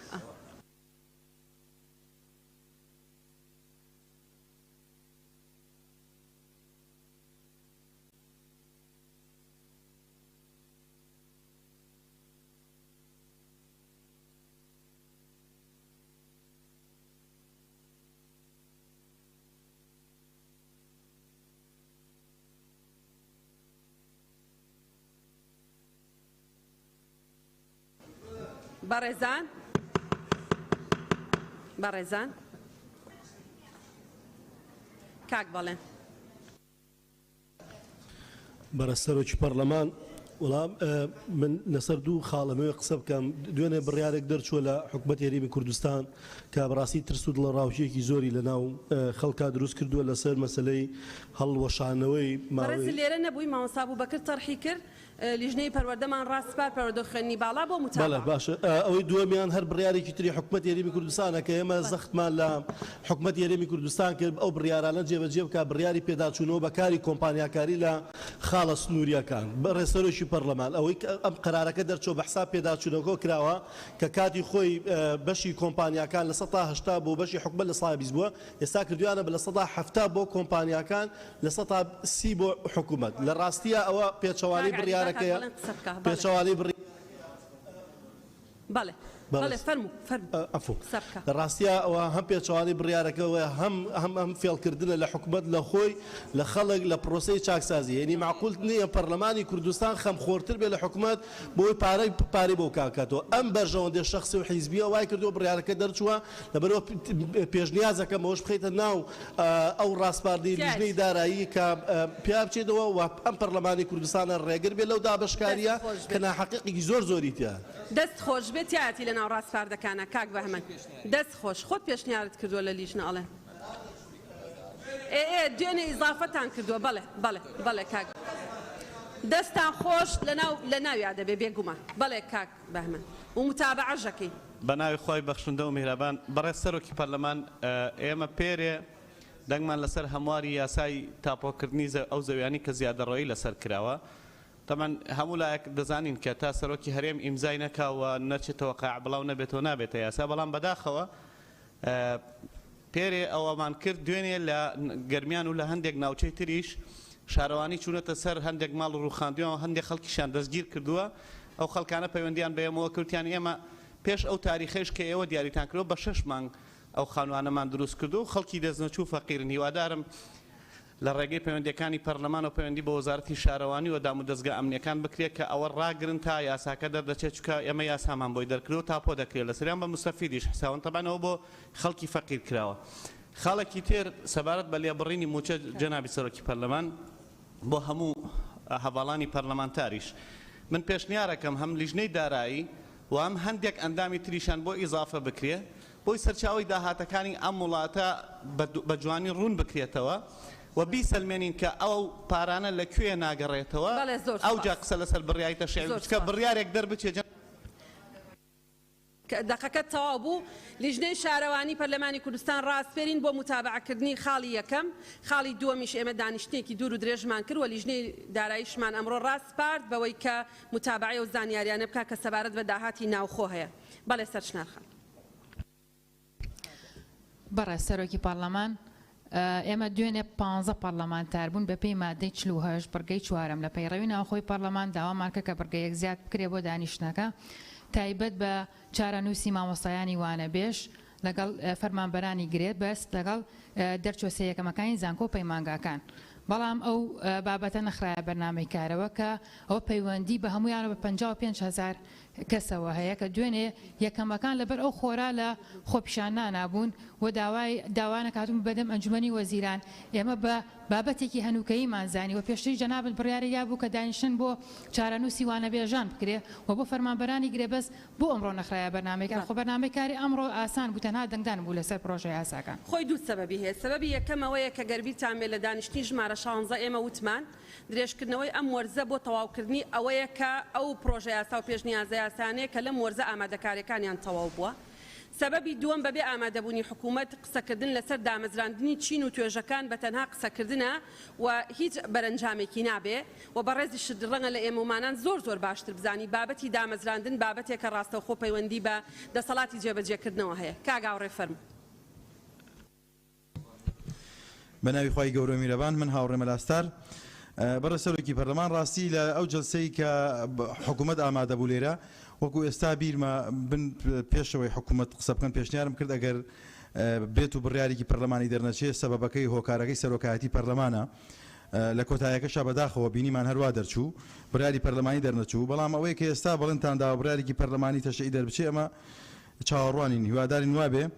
دواتر زۆر جار بڕیارەکانی بەڕێستان لە سەرۆکایەتی پەرلەمان ئەمە سەرباری ئەوەی کە خوای گەورە و میلەت چاو دێرە بەسەرمانەوە مێژوویەک هەیە ئێمە هەمومان لەم پەرلەمانە ڕۆین ینی هەرێکێک بە جۆرێک لە جۆرەکان پەرلەمان جێڵین هیوادارم بتوانین مێژوویەکی جوان بۆ خۆمان تۆمار بکەین و بڕیاردانەکانمان بڕیار دەرکردنەکانمان وانە بێت کە لە داهاتوو عورفێکی ناشرینی جێڵا بێ لە دوای خۆمان ئیدی ئەگە سەرۆکی پەرلەمان بێ یان جێگرەکەی یان پەرلەمانتارێک بێ هیوادارم ڕچای ئەو دۆخە بکەن کە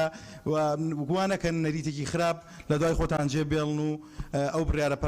پەرلەمانیش دەربچێت بەڵێ زۆر سپاس دەکەین کاکچیا بەڕێز سەرۆکا پەرلەمانی من پێشنیارێک و تێبینیەکە بی ئەگەر ڕوخسەتێ بدەن از دعولی پیشنیاری خواکم ده هفته بوری دا جنوساید ازدیا بابتی هری گرینگل دولت اروپی بون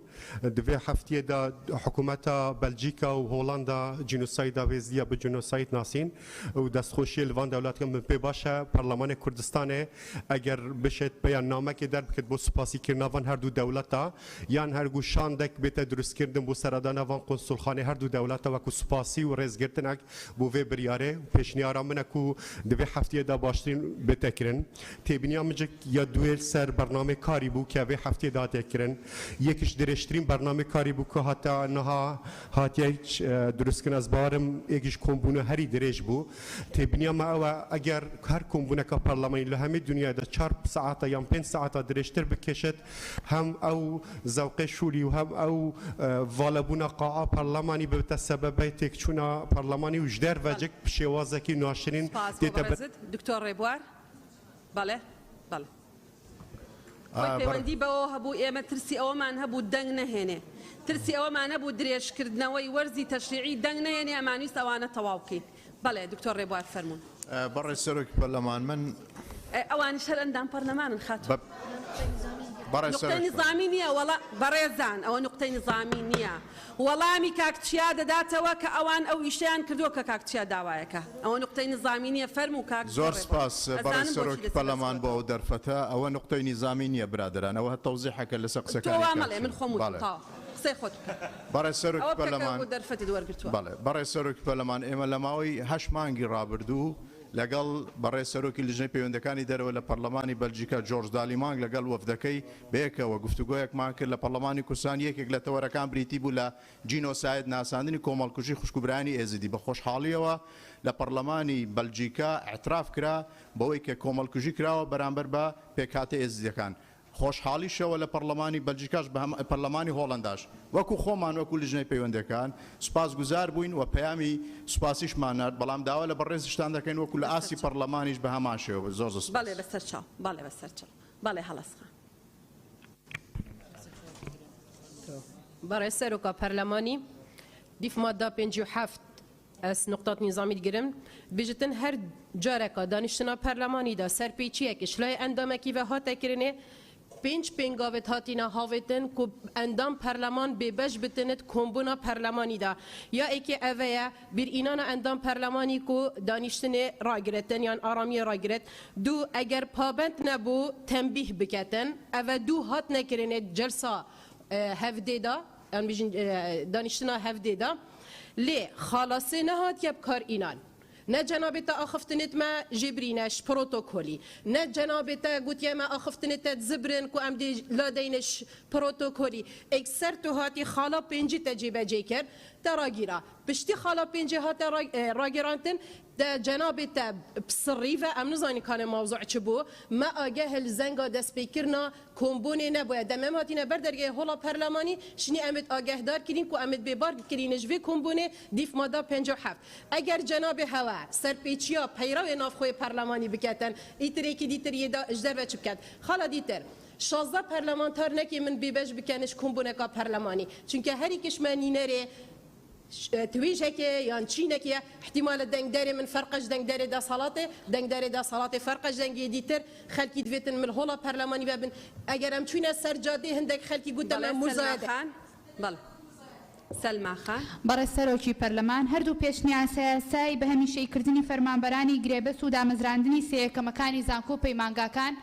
یەکێک بۆ لەو پێشنیان سیاسایانەی کە فراکسیۆن یەکێتی تەقدیمی پەرلەمانی کوردستانی کردووە بەڵام بەداخەوە هەندێک لایەنی تر تەنها ناویلایەن مێنە خۆت بڵێ تا یاڵا بەڕێز سەرۆکی پەرلەمان تەقدیمکردنی پێشنیان سیاساکان بۆعدێکی قانونی بەهێزتری هەیە وەکو داواکاری و یاداشتەکان بۆ ئێمە جارێکی تر جەخت لەسەر هەردوو پێشنیان سیاسای فراکسیۆن یەکێتی دەکەینەوە کە پێشنیان سیاسای بامیشەیکردنی فەرمانبەرانی گرێبەست و دامەزراندنی سێیەکەمەکانی زانکۆ و پەیمانگاکانە هیوادارین جارێکی تر بنێدرێتەوە بۆ حکوومەت یاریمی کوردستان بۆی نەتیجەمان دەستکەوێت سوپاس بەڵێ زۆر سوپاس بەڕێزان ئەندامانی پەرلەمان بە هەمیشەیکردنی فەرمانبەرانی گرێبەست و دامەزراندنی دەرچۆیەکەمەکان ڕێکاری پەیڕەوی خۆی بڕیوە ناردوومانە بۆ حکوومەت هەرێمی کوردستان سادەترین هاوڵاتی لە هەرێمی کوردستانە ئەزانێت دامەزراندن دەسەڵاتێکی موتڵەقی دەسەڵاتی جێبەجێکردنە بە پێی میلاک و لەناو قانونی بودجە تەحدید دەکرێت ئێمە قانونی بودجەمان نەبووە بۆی پێمان بڵێن ساڵانە چەند کەس تەعین بکرێت لە ساڵی 2013 بەداخەوە ئێمە ناچارین لەم حاڵەتەیە بۆ ئەوەی کە بابەتی دامەزراندن ڕەزامەندی لەسەر بدرێ بینێرین بۆ حکوومەت زیاتر لە جارێک وتومانە بەداخێکی زۆرەوە هەردوو پرۆژە یاساکە لەلایەن حکوومەتی هەرێمی کوردستانەوە ڕەت کراوەتەوە لەبەر دوو هۆکار هۆکارێکیان بابەتی بارگرانی داراییە هۆکارێکی تریان ئەڵێن بابەتی دامەزراندنی فەرمانبەران یەکەم بنیان یەکەم نەبوو ینی هاوڵاتێکی تریش بێ کە کولەیەکی تەواو کردووە بەڵام لە ئەوائیل نییە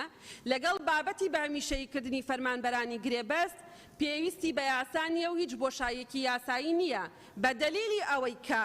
مامۆستایانی گرێبەست کراون بە هەمیشەیی بەبێ ئەوەی هیچ یاسایەکە بێ کەواتە ئەوان خوانەوە دەسەڵاتیان هەیە بە دەلیلی ئەوەی چەندین کەسیش دامەزراون لە ڕابردووە لە یەکەمەکان بەبێ ئەوەی کە یاسایەکە بێ کەواتە بۆشایی یاسایی نییە سلمى خان بەڕێزان ئەندامانی پەرلەمان هەردوو ئەو پرۆژە یاسایە بەدەستی خۆم نووسیومنەتەوە بەدەست و خەت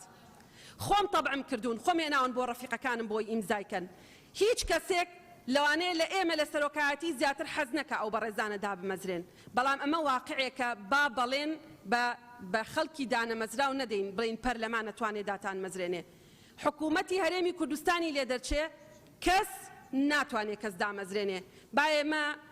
ڕێنماییان بکەین ڕێگە ڕاستەکە بگرنە بەر دامەزراندنی ئەو ئازیزانەی ئێمە کە کەسوکاری ئێمە لە پەرلەمانی کوردستان نییە دامەزراندنی ئەوان لە لای حکوومەت هەرێمی کوردستان و دەسەڵاتی جێبەجێکردنە بەڵێ بڕگەیەکی تری بەرنامەی کار جێبەجێەکەین بڕگەیەکی تری بەرنامەی سەرۆکا پەرلەمانی بەر بەڵێ بەڵێ بەڵێ بەڕێز سەرۆکی پەرلەمان هەمووتان مەجال دەدەم تەکید مەجال بۆ سەرۆکایەتی پەرلەمانی کوردستان بابە راپۆرتی دەنگدان لەگەڵ ڕۆژی خۆیان وەڵامدایە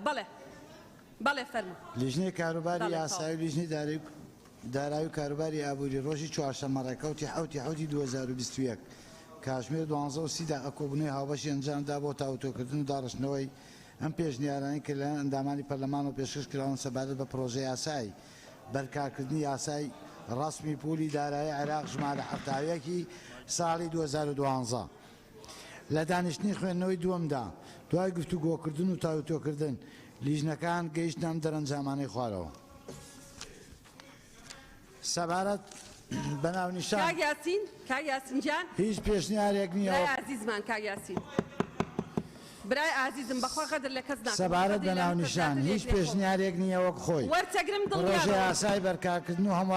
هەمواری پیادەکردنی یاسای ڕاست مەبەستیان ئێوە نەبوو مەبەستیان ئێمە بوو مەبەستیان ئێمە بوو کاک یاسین گیان فەرموو کاک زیاد سەبارەت بەناونیشان هیچ پێشنیارێک نییە وەک خۆی پرۆژەی ئاسای بەرکارکردن و هەمواری پیادەکردنی یاسای ڕسمی پولی ئیتیحادی ژمارە هەفتاویەکی ساڵی 2012 لە هەرێمی کوردستان داژ عێراق بەڕێزانن دامانی پەرلەمان ناونیشان وەک خۆی چەند کەسی لەگەڵە هەر ئەو پێشنیارەش لێ پێشنیاری تر نییە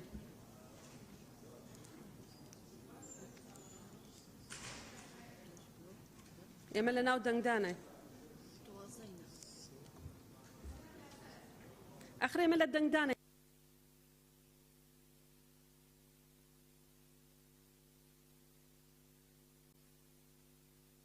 پەسەند کرا بە دەنگی 50 ئەندامی پەرلەمان پەسەند کرا فەرموو سەرچنارخان بەڕە سەرۆکی پاڵەمان من لەسەر پێشنیارەکە تێبینێکی قانونی مابوو وەستنەوە هێش بەڵام ئێستا هەر ئەیڵێم ناو نیشانی هەر یاسایە کاتێک ئەتەوێ بەرکاری کە یان تعدیلی ئەبێ وەکو خۆی بهێنیتەوە ئەم یاسایە من سێرچم بۆ کرد لە ئەنجومەنی نوێنەرانی عراق دەرچووە بە ناونیشانی قانون ڕسمت تابع یاسای ڕسمی پول نەک بە ناونیشانی یاسای ڕسمی پولی ئیتیحادی وشەی ئیتیحادی لەگەڵ نییە ئەبێ بڵێ یاسای ڕسمی پول دەرچوو لە ئەنجومەنی نوێنەرانی عراق و مادەی یەکیش بە هەمان شێوە ئەو وشە ئیتیحادی ئەبێ لا ببرێت چونکە تۆ ڕێک یاساکە یعنی نابێ وشەیەک تێکەڵ بکەی بە ناونیشانێک کە لە ئەسڵا ئەو ناونیشان ناو یاساکان نەبووە بەڵێ سوپاس کاک زیاد ئەگەر وەک سەرۆکی لیژنەی تایبەت من ڕوونکردنەوە بن لەسەرەوە باش هەردووکتان بڕێ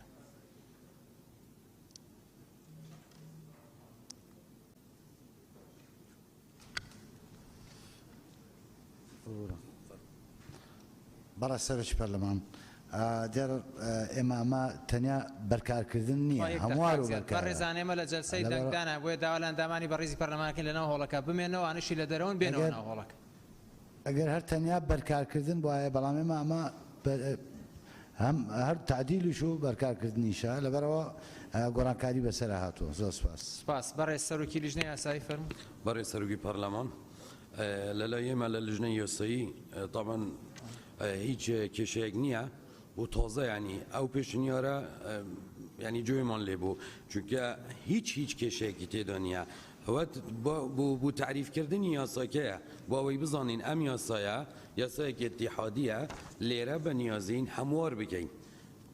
بەرکار بکەین و لێرە هەمواری پیادەکردنیشی ئیزافە بووە طبعا ئەمەش مۆزوعێکی ترە و پێویستی بەکاتە ینی بۆ شارکەنکەی بەرکار دەکرێت کەی هەمواری پیادەکردنی دەکرێت بەڵام ئەگەر مۆزوعەکە لە دەستەوەژەی ئیتیحادی بێ ئەوە لیژنەی یاسایی ئیزافەمان کردیە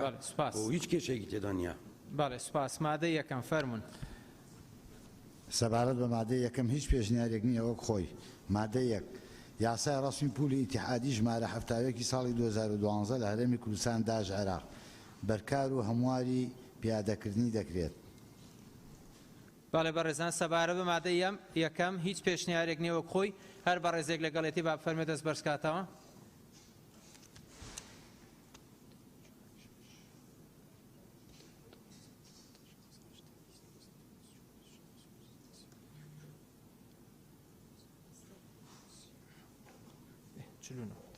بەدەنگی 49 ئەندامی بەڕێزی پەرلەمان پەسەند کرا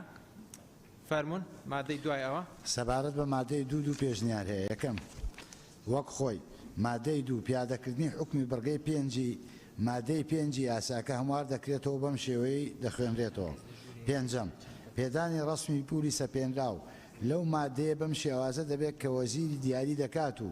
دەبێت وەزیر سوودی دواکەوتنی بسەپێنێت لە حاڵەتی دواکەوتن لە پێدانی ڕسم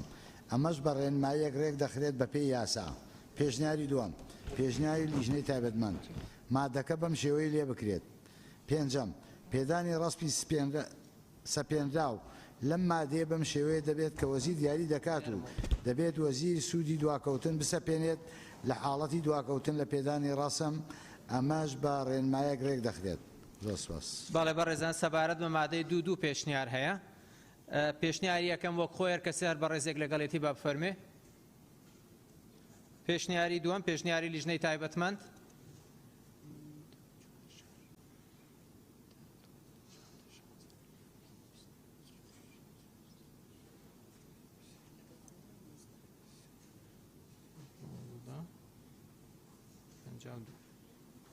بەدەنگی 52 ئەندامی بەڕێزی پەرلەمان پەسەند کرا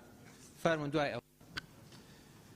سەبارەت بە مادەی سێ هیچ پێشنیارێک نییە وەک خۆی مادەی سێ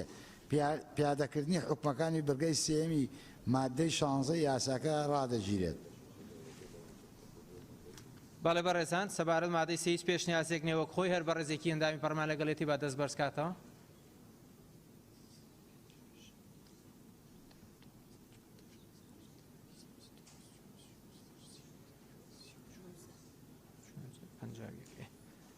بەدەنگی 51 ئەندامی بەڕێزی پەرلەمان پەسەند کرا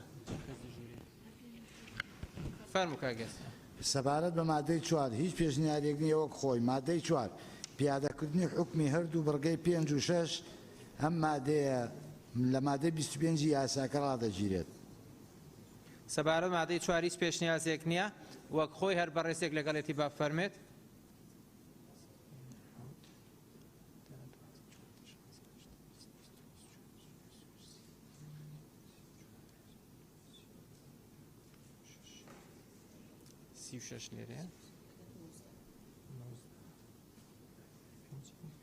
بەدەنگی 55 ئەندامی بەڕێزی پەرلەمان پەسەند کرا بەڕێزان تەنها بۆ ڕوونکردنەوە 6 ئەندامی بەڕێزی پەرلەمان لە ناو هەڵێمە بۆ دەنگدان پێویستمان 56 ئەندام بۆی کاڵێن 49 ئەندام یا 50 ئەندام بۆی بزان لە کۆی 6 ئەندام فەرمون مادەی 5 بەڕێز سەرۆکی پەرلەمان سەبارەت بە مادەی 5 هیچ پێشنیارێک نییە وەک خۆی مادە 5 دامەزراوە و فەرمانگەکانی هەرێمی کوردستان داش عێراق و ئەوانەی خەوان پۆستن تیایاندا جێگەی دامەزراوە و فەرمانگە اتحادیەکان و ئەوانەی خەوان پۆستن تیایاندا لە هەر شوێنێکی ئەم یاسایەدا هاتبن دەگرنەوە سەبارەت بە مادەی 5 بەڕێزان هیچ پێشنیازێک نییە وەک خۆی هەر بەڕێزێک لەگەڵێتی با دەست بەرزکاتەوە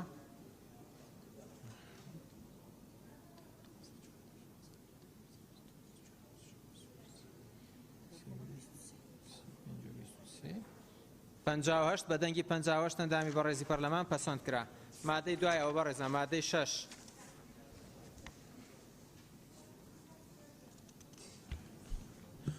سەبارەت بە مادەی 6 هیچ پێشنیارێک نییە وەک خۆی مادەی 6 یاسای ڕسمی پۆل ژمارە 3 ساڵی 1993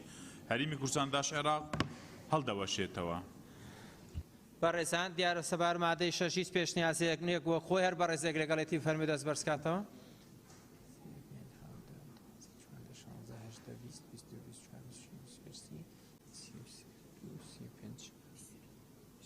بەدەنگی 57 ئەندامی بەڕێزی پەرلەمان پەسەند کرا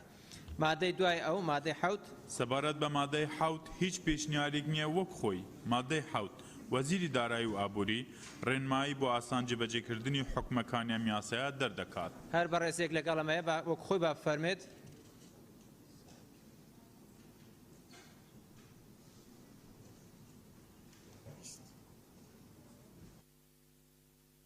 دەنگی 55 ئەندامی بەڕێزی پەرلەمان پەسەند کرا مادەی دوایەوە بەڕێزان فەرمون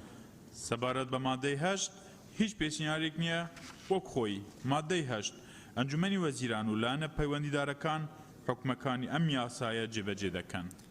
هەر بەڕێزێک لەگەڵەمەیە وەک خۆی بمێنێ فەرمێت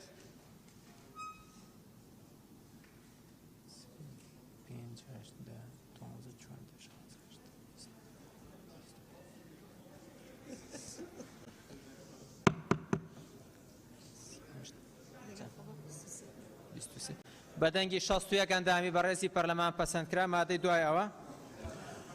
سەبارەت بە مادەی 9 هیچ پێشنیارێک نییە وەک خۆی مادەی 9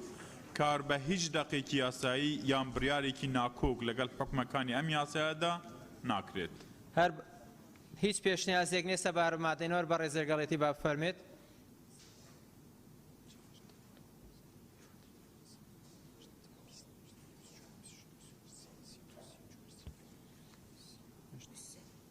بەدەنگی 61 ئەندامی بەڕێزی پەرلەمان پەسەند کرا مادەی 10 بەڕێزان فەرمون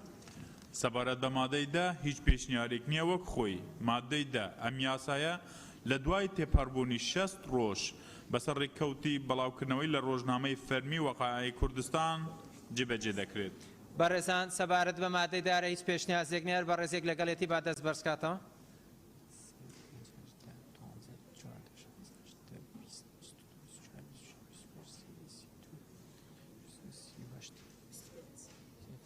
بەدەنگی 63 ئەندامی بەڕێزی پەرلەمان پەسەندکرا دوای ئەو سەبارەت بە هۆیەکانی دەرچواندن هیچ پێشنیارێک نییە وەک خۆی هۆیەکانی دەرچواندن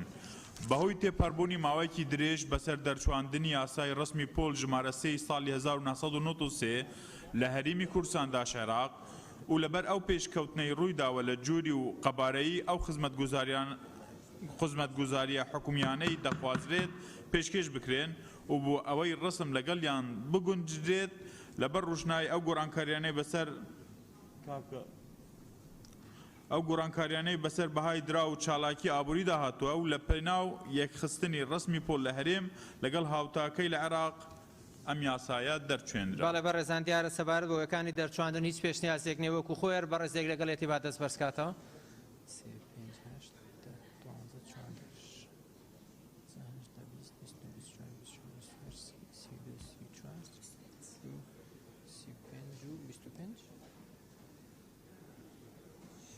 بەدەنگی 60 ئەندامی بەڕێزی پەرلەمان پەسەندکرا. بەڕێزان ئێستا هەر بەڕێزەی لەگەڵ کۆی گشتی یاساکایە با دەست بەرزکاتەوە وارەکە.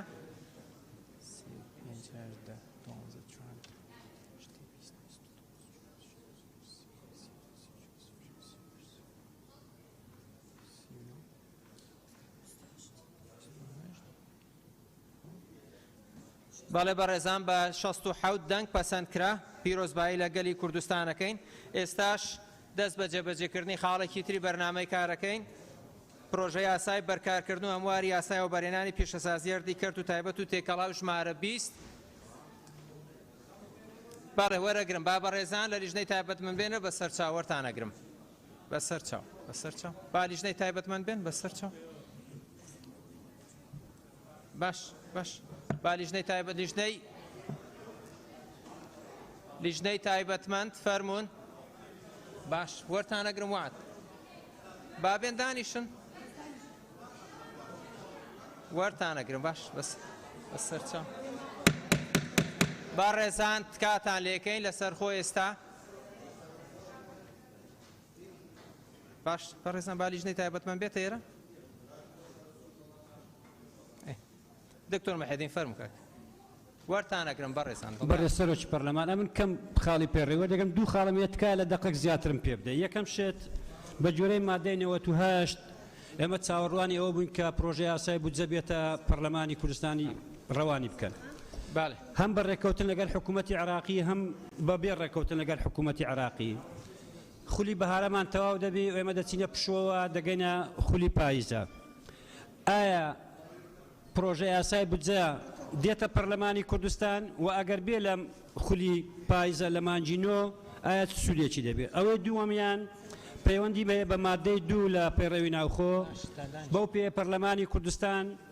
مەرجەعی سیاسی و یاسایی هەرێمی کوردستانە ڕۆژهەڵاتی ناوەڕاست و عێراق لە بەردەم کۆمەڵێک گۆڕانکاری گەورەدان هێرشی میلیشیا چەکدارەکان کشانەوەی ئەمریکا لە ئەفغانستان کشانەوەی کۆمپانیاکان نەوت لە باشوور و ناوەڕاستی عێراق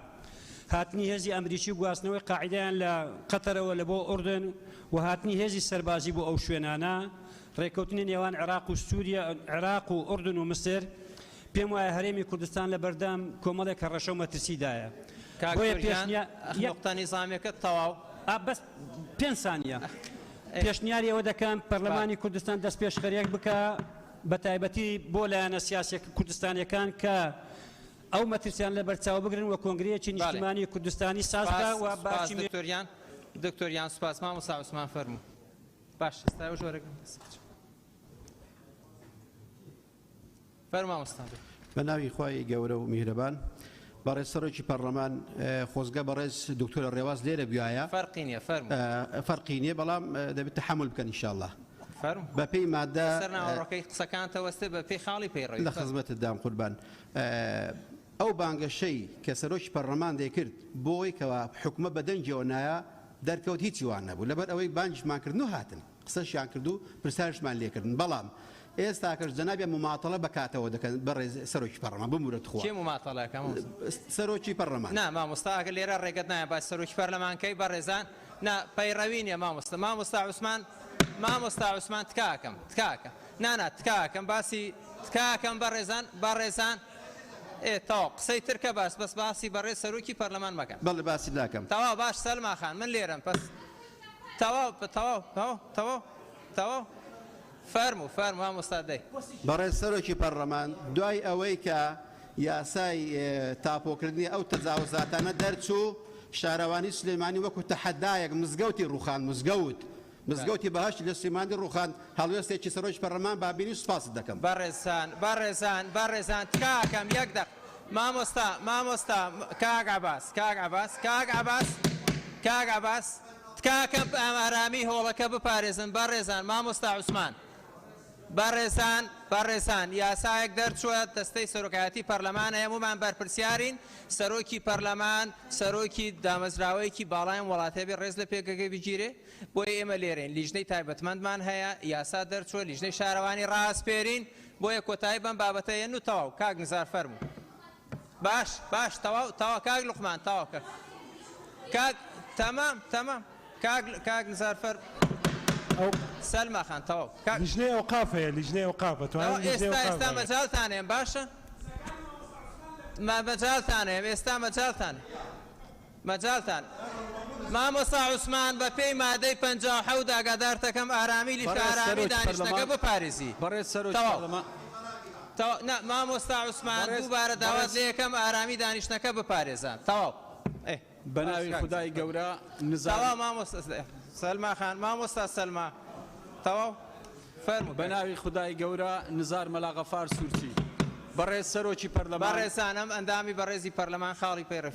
پێشنیارێکم هەیە و هەم داواکاریەکم لە پەرلەمانتارە بەڕێزەکان و فراکسیۆنە بەڕێزەکانی ناو پەرلەمانی کوردستان هەیە لە چەند ڕۆژی ڕابردوو بڕیارێک لە حکوومەتی هەرێمی کوردستان دەرچوو کە دوو نەحیە بازیان و حاجیاوە بڕیاری بوونیان بە قەزا دەرکرا بۆیە من لێرەوە داواکارم لە ئێوەی بەڕێزکەوە پاڵپشتمان بن وەک دەستەی سەرۆکایەتی و پەرلەمانتارە بەڕێزەکان پشتگیریمان بکەن لە 2 ساڵی تر شاری هەریر دەبێتە ئەیادی 100 ساڵەی بوونی بە نەحیا ئێمە لە ساڵی 2015 یاداشتێکمان داوەتە پارێزگای هەولێر و ئەنجومەنی وەزیران کەوا زیاتر لە چەند هەزار واژوێکمان کۆ کردوتەوە بۆیە داواکارم لە بەڕێستان پشتگیریمان بکەن پاڵپشتمان بن بۆ ئەوەی شاری هەریریش بکرێ بە قەزا هاوکارمان بن زۆر سوپاستان دەکەین باڵێ سوپاس کاک زانا فەرموو یەک دەق بەڕێزان خۆ بێ بە عەدالەت لە زۆنەکان هەریەکەتان بەڕێز سەرۆکی پەرلەمان داوا لە بەڕێستان دەکەم هەر قسەیەک لەسەر بەڕێز سەرۆکی پەرلەمان دەکرێت لەم هەوڵەدا لە پرۆتۆکۆل بسڕێتەوە چونکە بەڕێز سەرۆکی پەرلەمان سەرۆکی ئەم دامەزراوە شەرعیەیە کە بە دەنجی گەلی کوردستان ئێمە نوێنەرانی گەلی کوردستان سەرۆکی پەرلەمانمان هەڵبژێردراوە زۆر سوپاس مامۆستا وەیسی بەڕێز سەرۆکی پەرلەمان منیش هاوڕام لەگەڵ برای بەڕێزم کاک دکتۆر زانا هەر وشەیەکی نەشاو لە بەرامبەر بەڕێز سەرۆکی پەرلەمان بەکار هاتووە لە پرۆتۆکۆل باڵێ بەڕێزان تاکی دەکەینەوە هەر بابەتێک کە لە سیاقاتی پەیڕەوی نەبێت لە پرۆتۆکۆل ئەسڕێتەوە ئێستا دەست بە جێبەجێکردن دوای ئەوانی تریش وەرەگرم کاکێ دکتۆر نقطەی خاڵێکی تریشما بوو تەواو ناکەین تا هەمووتان وەرنەگرین کاک تەواو فەرمووکە جگەلەوەی هاوڕام لەگەڵ پێشناری برای بەڕێزم کاک نزار مەلاغەفار بۆ بە قەزابوونی ناحیەی حەریر لە هەفتەی ڕابردووشدا ئێمە وەک نووسینگەی سۆرانی پەرلەمانی کوردستان یاداشتی دانیشتوانی ناحیەی سیدەکانمان هینا کە داوا دەکەن یاداشتەکەیان بۆ لایەنە پەیوەندیدارەکانی حکوومەت بەرز بکرێتەوە بۆ ئەوەی ناحیەی سیدەکانیش بکرێت بە قەزا و زۆر سپاس. باش کاک لوقمان و سەرۆکی لیژنەی شارەوانی فەرموو بەس تکاتان لێ یەکەم بەڕێزان لە سیاقی پەیڕەوی لە چوارچێوەی کاری پەیڕەوی تکاتان لێ یەکەم بەڕێزان بۆی ناچار نەبین مادەی 57 بەرامبەر هیچ بەڕێزێک بەکاربێنین. بەڕێز سەرۆکی پەرلەمان وێڕایەوەی موچە بە شێوازێکی نایاسایی لە فەرمانبەرانە بڕێ وێڕایەوەی کە حکوومەتی هەرێمی کوردستان ڕایگەیان کە 25 هەموو مانجەیەک موچە لە کاتی خۆی دادابەشەکە غەدرێکی تر لە فەرمانبەرانەکرێ مافێکی یاسایی و وەزیفی فەرمانبەران 5 ساڵە زەوت کراوە مافی پلەبەرزکردنەوە ئێمە ژمارە یاسایی ئەندامانی پەرلەمان کە 36 ئەندامی پەرلەمانی لە 28 یاداشتێکمان ئاراستەی دەستەی سەرۆکاتی پەرلەمان کرد بۆ ئەوی نووسراوێک ئاراستەی حکوومەت بکرێت بۆ جێڕانەوەی ئەم مافیان لە هەلومەرجی ئێستاشدا کە دۆخی دارایی باش بووە پێشنیازەکەین سەرۆکایەتی پەرلەمان بە نووسراوێک داوا لە حکوومەت کە ئەم مافە زەوت کراوە یاسای وەزیفا بۆ فەرمانبەران بگەڕێتەوە. سپاس مژدەخان فەرموو بەس خاڵی پەیڕەوی لە کاتی خۆتان فەرموو. جاوانی وی کاتەکەت بردم. بەڕێ سەرۆکی پەرلەمان هەر خۆتان لە دانیشتەکانی ڕابردووە بزانام 4 مانگێک دەبێ وتان هەر ئەندام پەرلەمانێک جگە لە لیژنە من باسی لیژنەی تایبەتمەند ناکەم کە دەتوانن سەردانی ڕاگیراوانی بادینام بکەن و ئێمە کار ئاسانیان بۆ دەکەین زیاتر لە 4 مانگە من یاداشتم داوا بە ئێوە چەند ژمارەیەک لە پەرلەمانتاران واژومان کرۆ هەتاوەکو ئێستا چەند جار لێرەش باسم کردو وەڵامتان نەداوە سەبارەت بە ئەوەی کە خۆتان بڕیارتاندا 2.6 تایبەت بێ بە مامۆستای وانە بێژ و سێیەکەمەکان و فەرمانبەرانی گرێبەست باشە بۆچی هیچ ڕوونکردنەوەیەکتان نەدا وەڵامێکمان لە ئێوە دەوێت بێ زەحمەت بۆمان ڕوونکەنەوە بۆچی دانیشتە تایبەتەکە ئەنجام نادەن سەبارەت بەوەش کە جلسەی ڕابردوو بە بێزدەن کۆبوونەوەتان کرد هەر چۆن وەکو لە ڕابردوودا داهاتی ئەم وڵاتە بە بێدەنگی و بەنیهێنی دابش کراوە یاخود گرێبەستەنەوتیەکان بەنیهێنی و بەبێ ڕای گشتی لێ ئاگادار بێ واژوو دەکرێت جلسەی پەرلەمانیش دەتانەوێت ئاوا بیکەن بەڕێ سەرۆکی پەرلەمان ئەمە دەقی راپۆرتەکەمانە بۆ سەرۆکاتی پەرلەمانی کوردستان بابەت راپۆرتی دەنگدان لە ژنەی کاروبار یاسایی و لە ژنەی دارایی و کاروباری ئابووری بەڕێ سەرۆکی پەرلەمان بەس عەفو باوە نسخەی تر ئەوە تێکەل بووە لەگەڵەوێت بەڕێ سەرۆکی پەرلەمان ئەمە دەقی راپۆرتی یا بەشە بۆ سەرۆکاتی پەرلەمانی کوردستان بابەت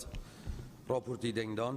لە ژنەی کاروباری یاسایی و لە ژنەی وزە و سامانە سروشتیەکان و پیشەسازی و بازرگانی و لە ژنەی ئاوادانکردنەوە و بەرهێنان ڕۆژی چوارشەمە ڕێکەوتی 2021 کاتژمێریەکی نیوەڕۆک و بنەوەی هاوبەشیان ئەنجامدا بۆ تاوتۆیکردن و داڕشنەوەی ئەو پێشنیارانەی کە لەلایەن ئەندامانی پەرلەمانە و پێشکەش کراون سەبارەت بە پرۆژە یاسای بەرپەرکردن و هەمواری پیادەکردنی یاسای وەبەرهێنانی پیشەسازی هەردوو کەرتی تایبەت و تێکەڵا و ژمارە 20 ساڵی 1998 هەموارکراو لە هەرێمی کوردستانداش عێراق لە دانیشتنی خوێندنەوەی دوامدا دوای گفتوگۆکردن و تاوتۆیکردن لە ژنەکان گەیشتنامەنجامانەی خوارەوە سەبارەت بە ناونیشان هیچ پێشنیارێک نییە وەک خۆی پرۆژە یاسای بەرکارکردن و هەمواری پیادەکردنی یاسای و بەرهێنانی پیشەسازی هەردوو کەرتی تایبەت و تێکەڵا و ژمارە 20 ساڵی 1998 هەموارکراو اتحادی لە هەرێمی کوردستانداش عێراق باڵێ بەڕێزان سەبارەت بە ناونیشان دیارە هیچ پێشنیارێک نیە بەڵام ئەمێ ڕوونکردنەوەی گوم نزیکەی 58 ئەندامی بەڕێزی پەرلەمان لەناو هۆڵەکان بەس بۆ زانیاری سەبارەت بە ناونیشان هیچ پێشنیارێک نییە وەک خۆی هەر بەڕێزێک لەگەڵێتی با بفەرمێ دەست بەرزکاتەوە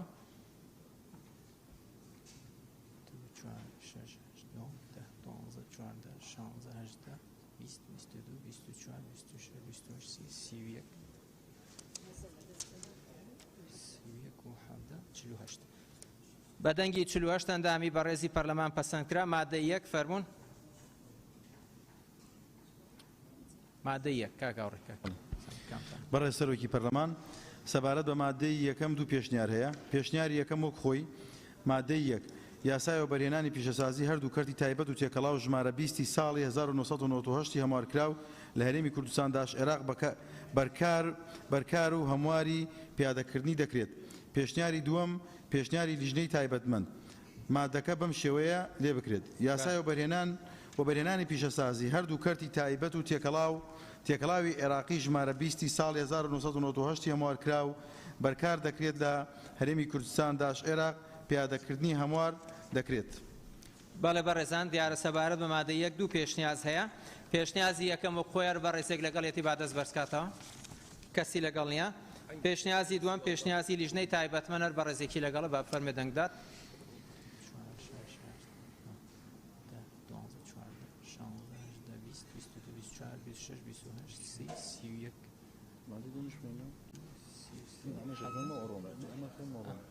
بەدەنگی 48 ئەندامی بەڕێزی پەرلەمان پەسەندکرا فەرموون دوای ئەو سەبارەت بە مادەی 2 هیچ پێشنیارێک نییە وەک خۆی باڵێ بەڕێزان دیارە سەبار مادەی 2 هیچ پێشنیازێک نییە وەک خۆیان بەڕێزێک لەگەڵێتی با بفەرمێ دەست بەرزکاتەوە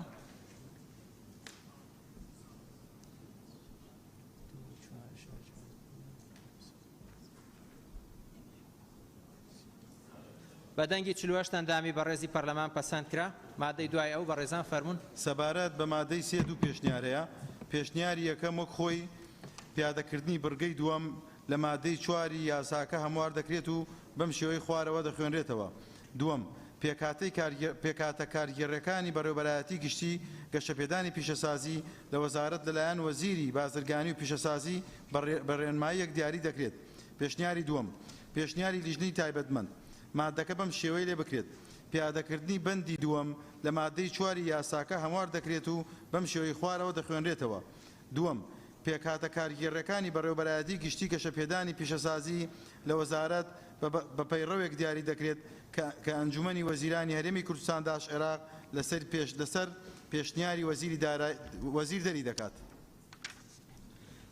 دیارە بەڕێزان سەبارەت مادەی 3 پێشنیاز هەیە پێشنیازی یەکەم وە خۆیان بەڕێزێک لەگەڵێتی بادەست بەرزکاتەوە پێشنیازی دووەم پێشنیازی لیژنەی تایبەتمەند هەر بەڕێزێک لەگەڵێتی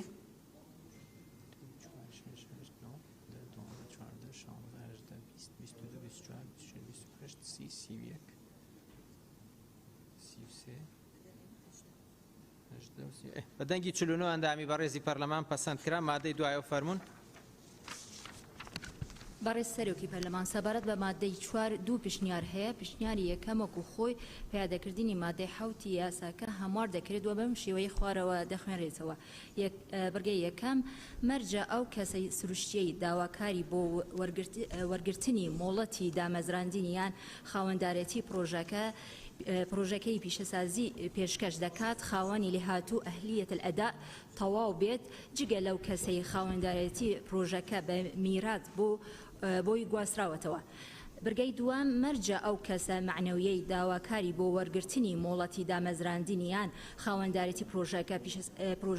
پرۆژێکی پیشەسازی پێشکەش دەکات بە پێی یاسا بەرکارەکانی هەرێمی کوردستان دامەزرا و مۆڵەت پێدراو بێت. پشنیاری دووەم پشنیاری لیژنەی تایبەتمەند مادەکە وەکو خۆی برگەی دووەم بەم شێوەیە لێ بکرێت برگەی دووەم مەرجە ئەو کەسە معنەویەی داواکاری بۆ وەرگرتنی مۆڵەتی دامەزراندنیان خاوەندارەتی پرۆژێکی پیشەسازی پێشکەش دەکات بە پێی یاسای بەرکارەکانی هەرێمی کوردستان دامەزراو یان تۆمارکراو مۆڵەت پێدرابێت. باڵێ بەڕێزان دیارە سەبارەت مادەی 4 پێشنیازەیە پێشنیازی یەکەم بۆ خۆیان بەڕێزێکی لەگەڵە با فەرمێت کەسی لەگەڵ نییە پێشنیازی دووەم پێشنیازی لیژنەی تایبەتمەند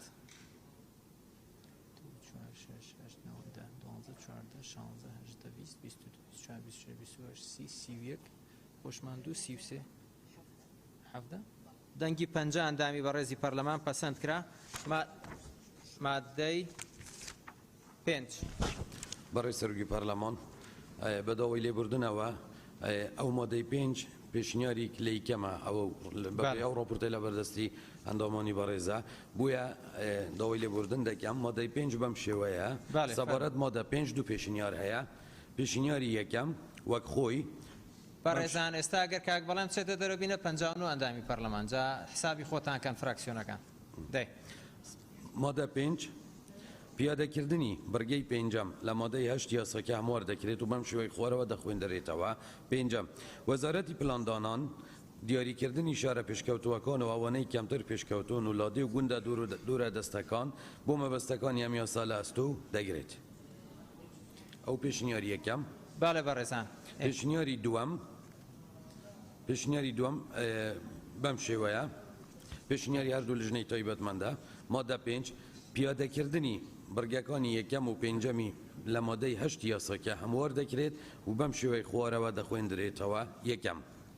ئەو پرۆژە پیشەسازیانەی کە پێش بەرکاربوونی ئەم یاسا لە هەرێم مۆڵەتیان پێدراوە لە لێخۆشبوونی گومرگ و ڕسمەکان ملکەتی حکومەکانی ئەو یاسایە دەبن کە لە کاتی پێدانی مۆڵەتی دامەزراندنیاندا بەرکار بووە. باڵێ بەڕێزان پێنجەم ئەو بەرگەی یەکەم بوو بەڕێز سەرۆکی پەرلەمان پێنجەم وەزارەتی پلاندانان دیاریکردنی شارە پێشکەوتووەکان و ئەوانەی کەمتر پێشکەوتون و لادێ و گوندە دوورە دەستەکان بۆ مەبەستەکانی ئەم یاسا لە ئەستۆ دەگرێت. باڵێ بەڕێزان ئەوەی بەڕێز سەرۆکی لیژنەی یاسایی خوێندەوە پێشنیازی یەکەمی خوێندەوە دواتر پێشنیازی دووەم پێشنیازی لیژنەی تایبەتمەندە چەند کەس لەگەڵ پێشنیازی یەکەمە کەس چەند کەس لەگەڵ پێشنیازی دووەمەوەی بەڕێز سەرۆکی لیژنەی یاسایی خوێندەوە با بفەرمێت لیژنەی تایبەتمەند فەرموون بەڵێ 2 4 6 8 12 14 16 18 20 22 24 26 27 32 32 17 49 بەدەنگی 49 ئەندامی بەڕێزی پەرلەمان پەسەند کرا مادەی 6 فەرموون بەڕێز سەرۆکی پەرلەمان سەبارەت بە مادەی 6 هیچ پیشنیارێک نییە وەک خۆی مادە 6 یەکەم هەمواری پیادەکردنی بڕگەی یەکەم لە مادەی نوێی یاساکە دەکرێتەوە بەم شێوەیە دەخوێندرێتەوە یەکەم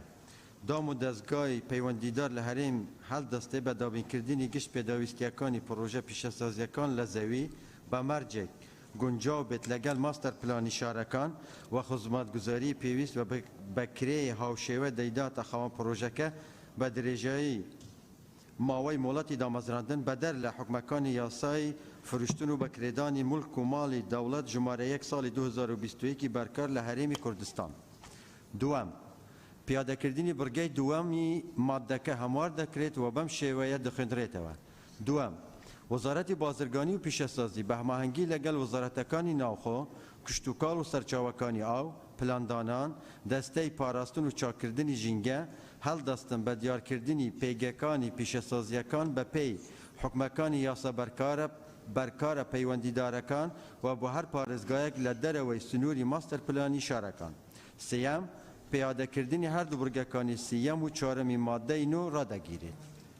بەڵێ بەڕێزان سەبارەت مادەی 6 هیچ پێشنیازێک نێوەک خۆی هەر بەڕێزێکی لە پەرلەمان لەگەڵێتی با دەست بەرزکاتەوە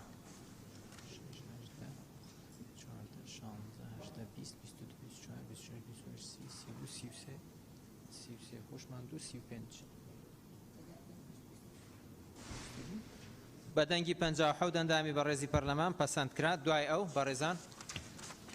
بەڕێز سەرۆکی پەرلەمان سەبارەت بە مادەی حوت هیچ پیشنیارێک نییە وەک خۆی پیشنیاری یەکەم وەک خۆی مادە هەفت یەکەم پیادەکردنی بڕگەی دووەم مادەی سێزدەی یاساکە هەموار دەکرێت و بەم شێوەیە دەخوێندرێتەوە دووەم سەرپێچەکار بە پێژاردنە کە لە 500,000 دینار کەمتر نەبێت و لە 5 میلیۆن دینار زیاتر نەبێت سزا دەدرێت ئەگەر لە دوای کوتاهاتنی ماوەی دیاریکراو لە بڕگەی یەکەمیان مادەیە دا سەرپێچەکە لا نەبربێت دووەم بڕگەیەک بۆ مادەی سێزدەی یاساکە زیاد دەکرێت بە زنجیرەی شەشەم و بەم شێوەی خوارەوە شەشەم خاوەنی پرۆژەی سوودمەند لە لێخۆشبوونی گومرکی بە پێپژاردنێک سزا دەدرێت کە یەکسان بێت بە سێ هێندەی بەهای لێخۆشبوونەکە لە کاتی بەکارهێنانی ئەم کەرستانە بۆ مەبەستێکی جیاواز لەوەی لێخۆشبوونی بۆ وەرگرتووە بەڵێ بەڕێزان سەبار مادەی حەوت دیاریش پێشنیازێک نییە هەر بەڕێزێک لەگەڵێتی با بفەرمێت وەک خۆی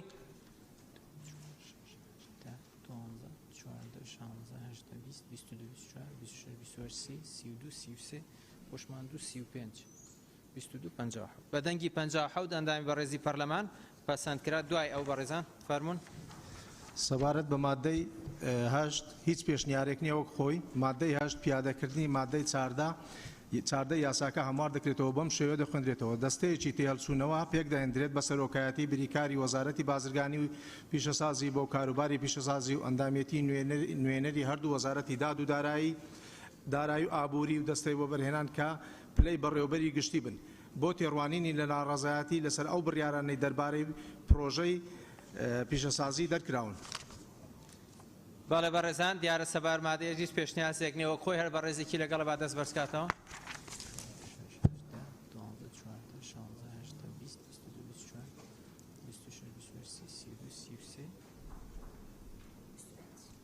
بەدەنگی 58 ئەندامی بەڕێزی پەرلەمان پەسەند کرا مادەی 9 سەبارەت بە مادەی 9 دوو پێشنیار هەیە پێشنیاری یەکەم وەک خۆی مادەی 9 یەکەم پیادەکردنی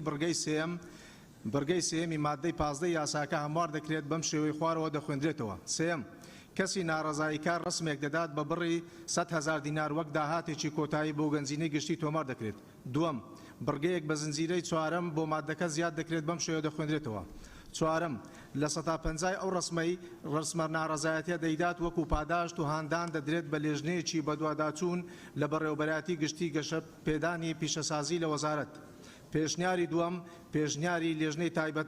مادەکە وەک خۆی تەنیا بڕگەی دووەم لا دەبرێت. بەڵێ بەڕێزان سەبارەت بە مادەی 9 دیارە دوو پێشنیازەیە پێشنیازی یەکەم وەک خۆی بەڕێزێکی لەگەڵ با دەست بەرزکاتەوە کەسی لەگەڵ نییە پێشنیازی دووەم پێشنیازی لیژنەی تایبەتمەند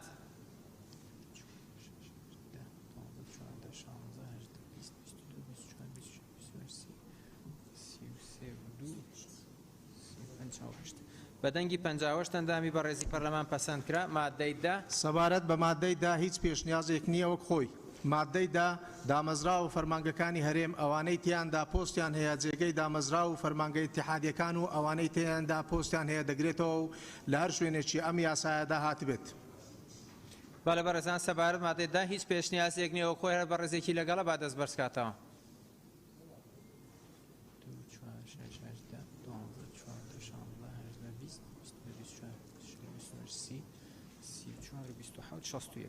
بەدەنگی 61 ئەندامی بەڕێزی پەرلەمان پەسەندکرا مادەی 11 دوایە و سەبارەت بە مادەی 11 هیچ پێشنیازێک نییە وەک خۆی مادەی 11 وەزیری بازرگانی و پیشەسازی ڕێنمایی بۆ ئاسان جێبەجێکردنی حکومەکانی ئەم یاسایە دەردەکات. بەڵێ بەڕێزان دیارە سەبارەت مادەی 11 هیچ پێشنیازێک نییە وەک خۆی بەڕێزێکی لەگەڵ با بفەرمێت.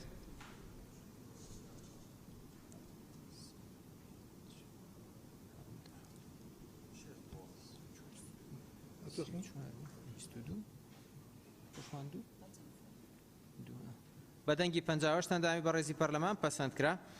دواتر بەڕێزان بەڕێز سەرۆکی پەرلەمان سەبارەت بە مادەی 12 هیچ پیشنیارێک نییە وەک خۆی ئەنجومەنی وەزیران وەلایەنە پەیوەندیدارەکە حکومەکانی ئەم یاسایە جێبەجێ دەکەن. بەڵێ بەڕێزان سەبارەت مادەی 12 هیچ پێشنیازێک نییە وەک خۆی هەر بەڕێزێکی لەگەڵە با دەست بەرزکاتەوە.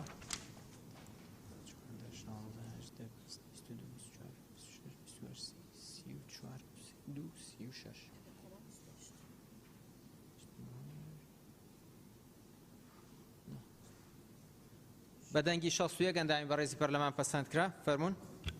بەڕێز سەرۆکی پەرلەمان سەبارەت بە مادەی 13 هیچ پیشنیارێک نییە وەک خۆی کار بە دەقی هیچ یاسا و بڕیارێک ناکرێت کە لەگەڵ حکومەکانی ئەم یاسادا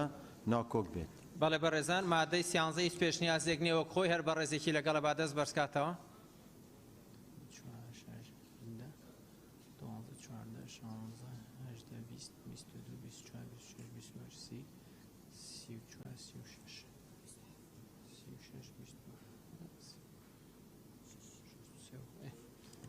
بەدەنگی 64 ئەندامی بەڕێزی پەرلەمان پەسەندکرا فەرموون. بەڕێز سەرۆکی پەرلەمان سەبارەت بە مادەی 14 هیچ پیشنیارێک نییە وەک خۆی مادەی 14 ئەم یاسایە لە ڕێکەوتی بڵاوکردنەوەی لە ڕۆژنامەی فەرمی وەقایەکی کوردستان جێبەجێ دەکرێت.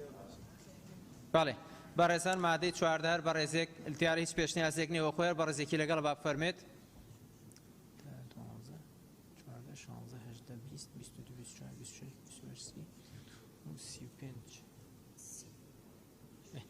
بەدەنگی 65 ئەندامی بەڕێزی پەرلەمان پەسەندکرا بەڕێزان دوایەوە هۆیەکانی دەرچواندن.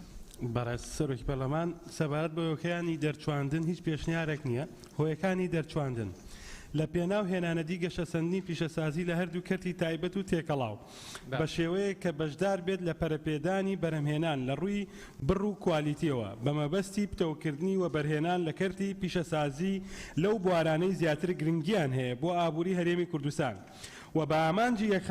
یەکخستنی حکومە یاسایەکانی بەرکار لەسەر پرۆژەکانی و بەرهێنانی پیشەسازی لە هەرێم و عێراق ئەم یاسایە دەرچێنرا. بەڵێ بەڕێزان هۆیەکانی دەرچواندن هیچ پێشنیازێک نییە وەک خۆی.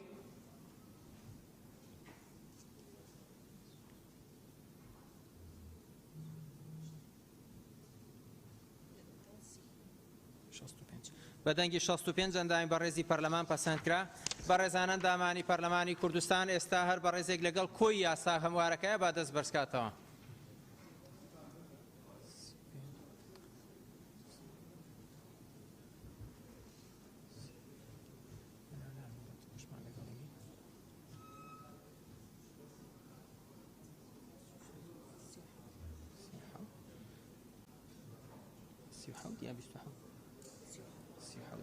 بەڵێ بەڕێزان بەدەنگی 72 ئەندامی بەڕێزی پەرلەمان پەسەندکرا فەرموون بچنەوە جێی خۆتان. کاک سیروان فەرموو خاڵەپەی ڕەوێکت وعدمان پێ یەک لەحزە باش فەرموو ئێستا فەرموو کاک سیروان سەر چاو دەستێوەش خۆشکاک. کاک حکمت جارێ لە جێ خۆت کاک فەرموو کاک سیروان بەرە سەرۆکی خاڵی پەیڕەویت کاکەم خاڵی پەیڕەوی نەبوو بیبڕە بەرە سەرۆکی پەرلەمان بەپێی هەموو پێوەرەکان کە لە وڵاتەیە هەیە ئێستا بە بۆنەی کۆرۆناوە خەڵکیان برسی کردم حکوومەتە دوایی دابەزینی ئەگەر بەپێی ئەوە خاڵی پەیڕەوی نەبوو کاک سیروان تەواو کاک تەواو باش تەواو خاڵی پەیڕەوی وتە خاڵی پەیڕەوی کاک باش ئەگەر خاڵی پەیڕەوی نەبوو بەپێی مادەی کاک یەک دقە بەڕێزان بەڕێزان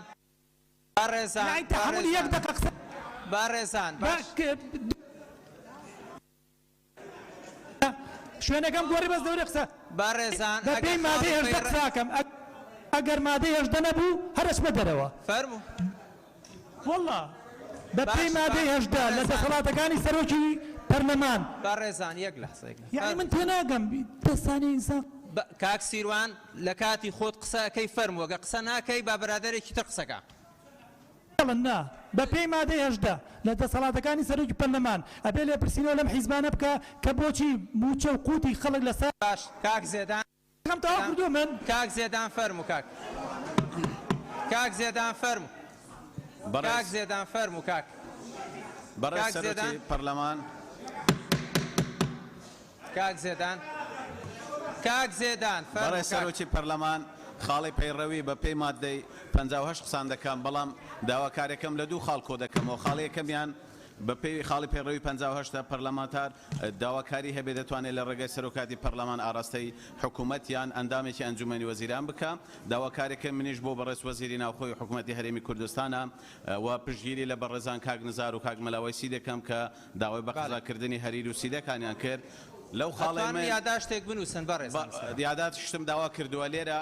پارێزگاکانی هەرێمی کوردستان سەردەم قەزایەکانم دەستنیشان کردووە بەداخەوە بەپێی ئەو وردبینێ ئێمە کردومانە جیاوازی لە نێوان پارێزگاکان هەیە دەتوانین بڵێن پارێزگای هەولێر و دهۆک زۆر کەمتر خەم گرنگی پێدەدرێ بەرامبەر بە سلێمانی و پارێزگاکانی تر کە ژمارە قەزایەکانی کەمە بۆیە پێشنیار دەکەین پێشنیار دەکەین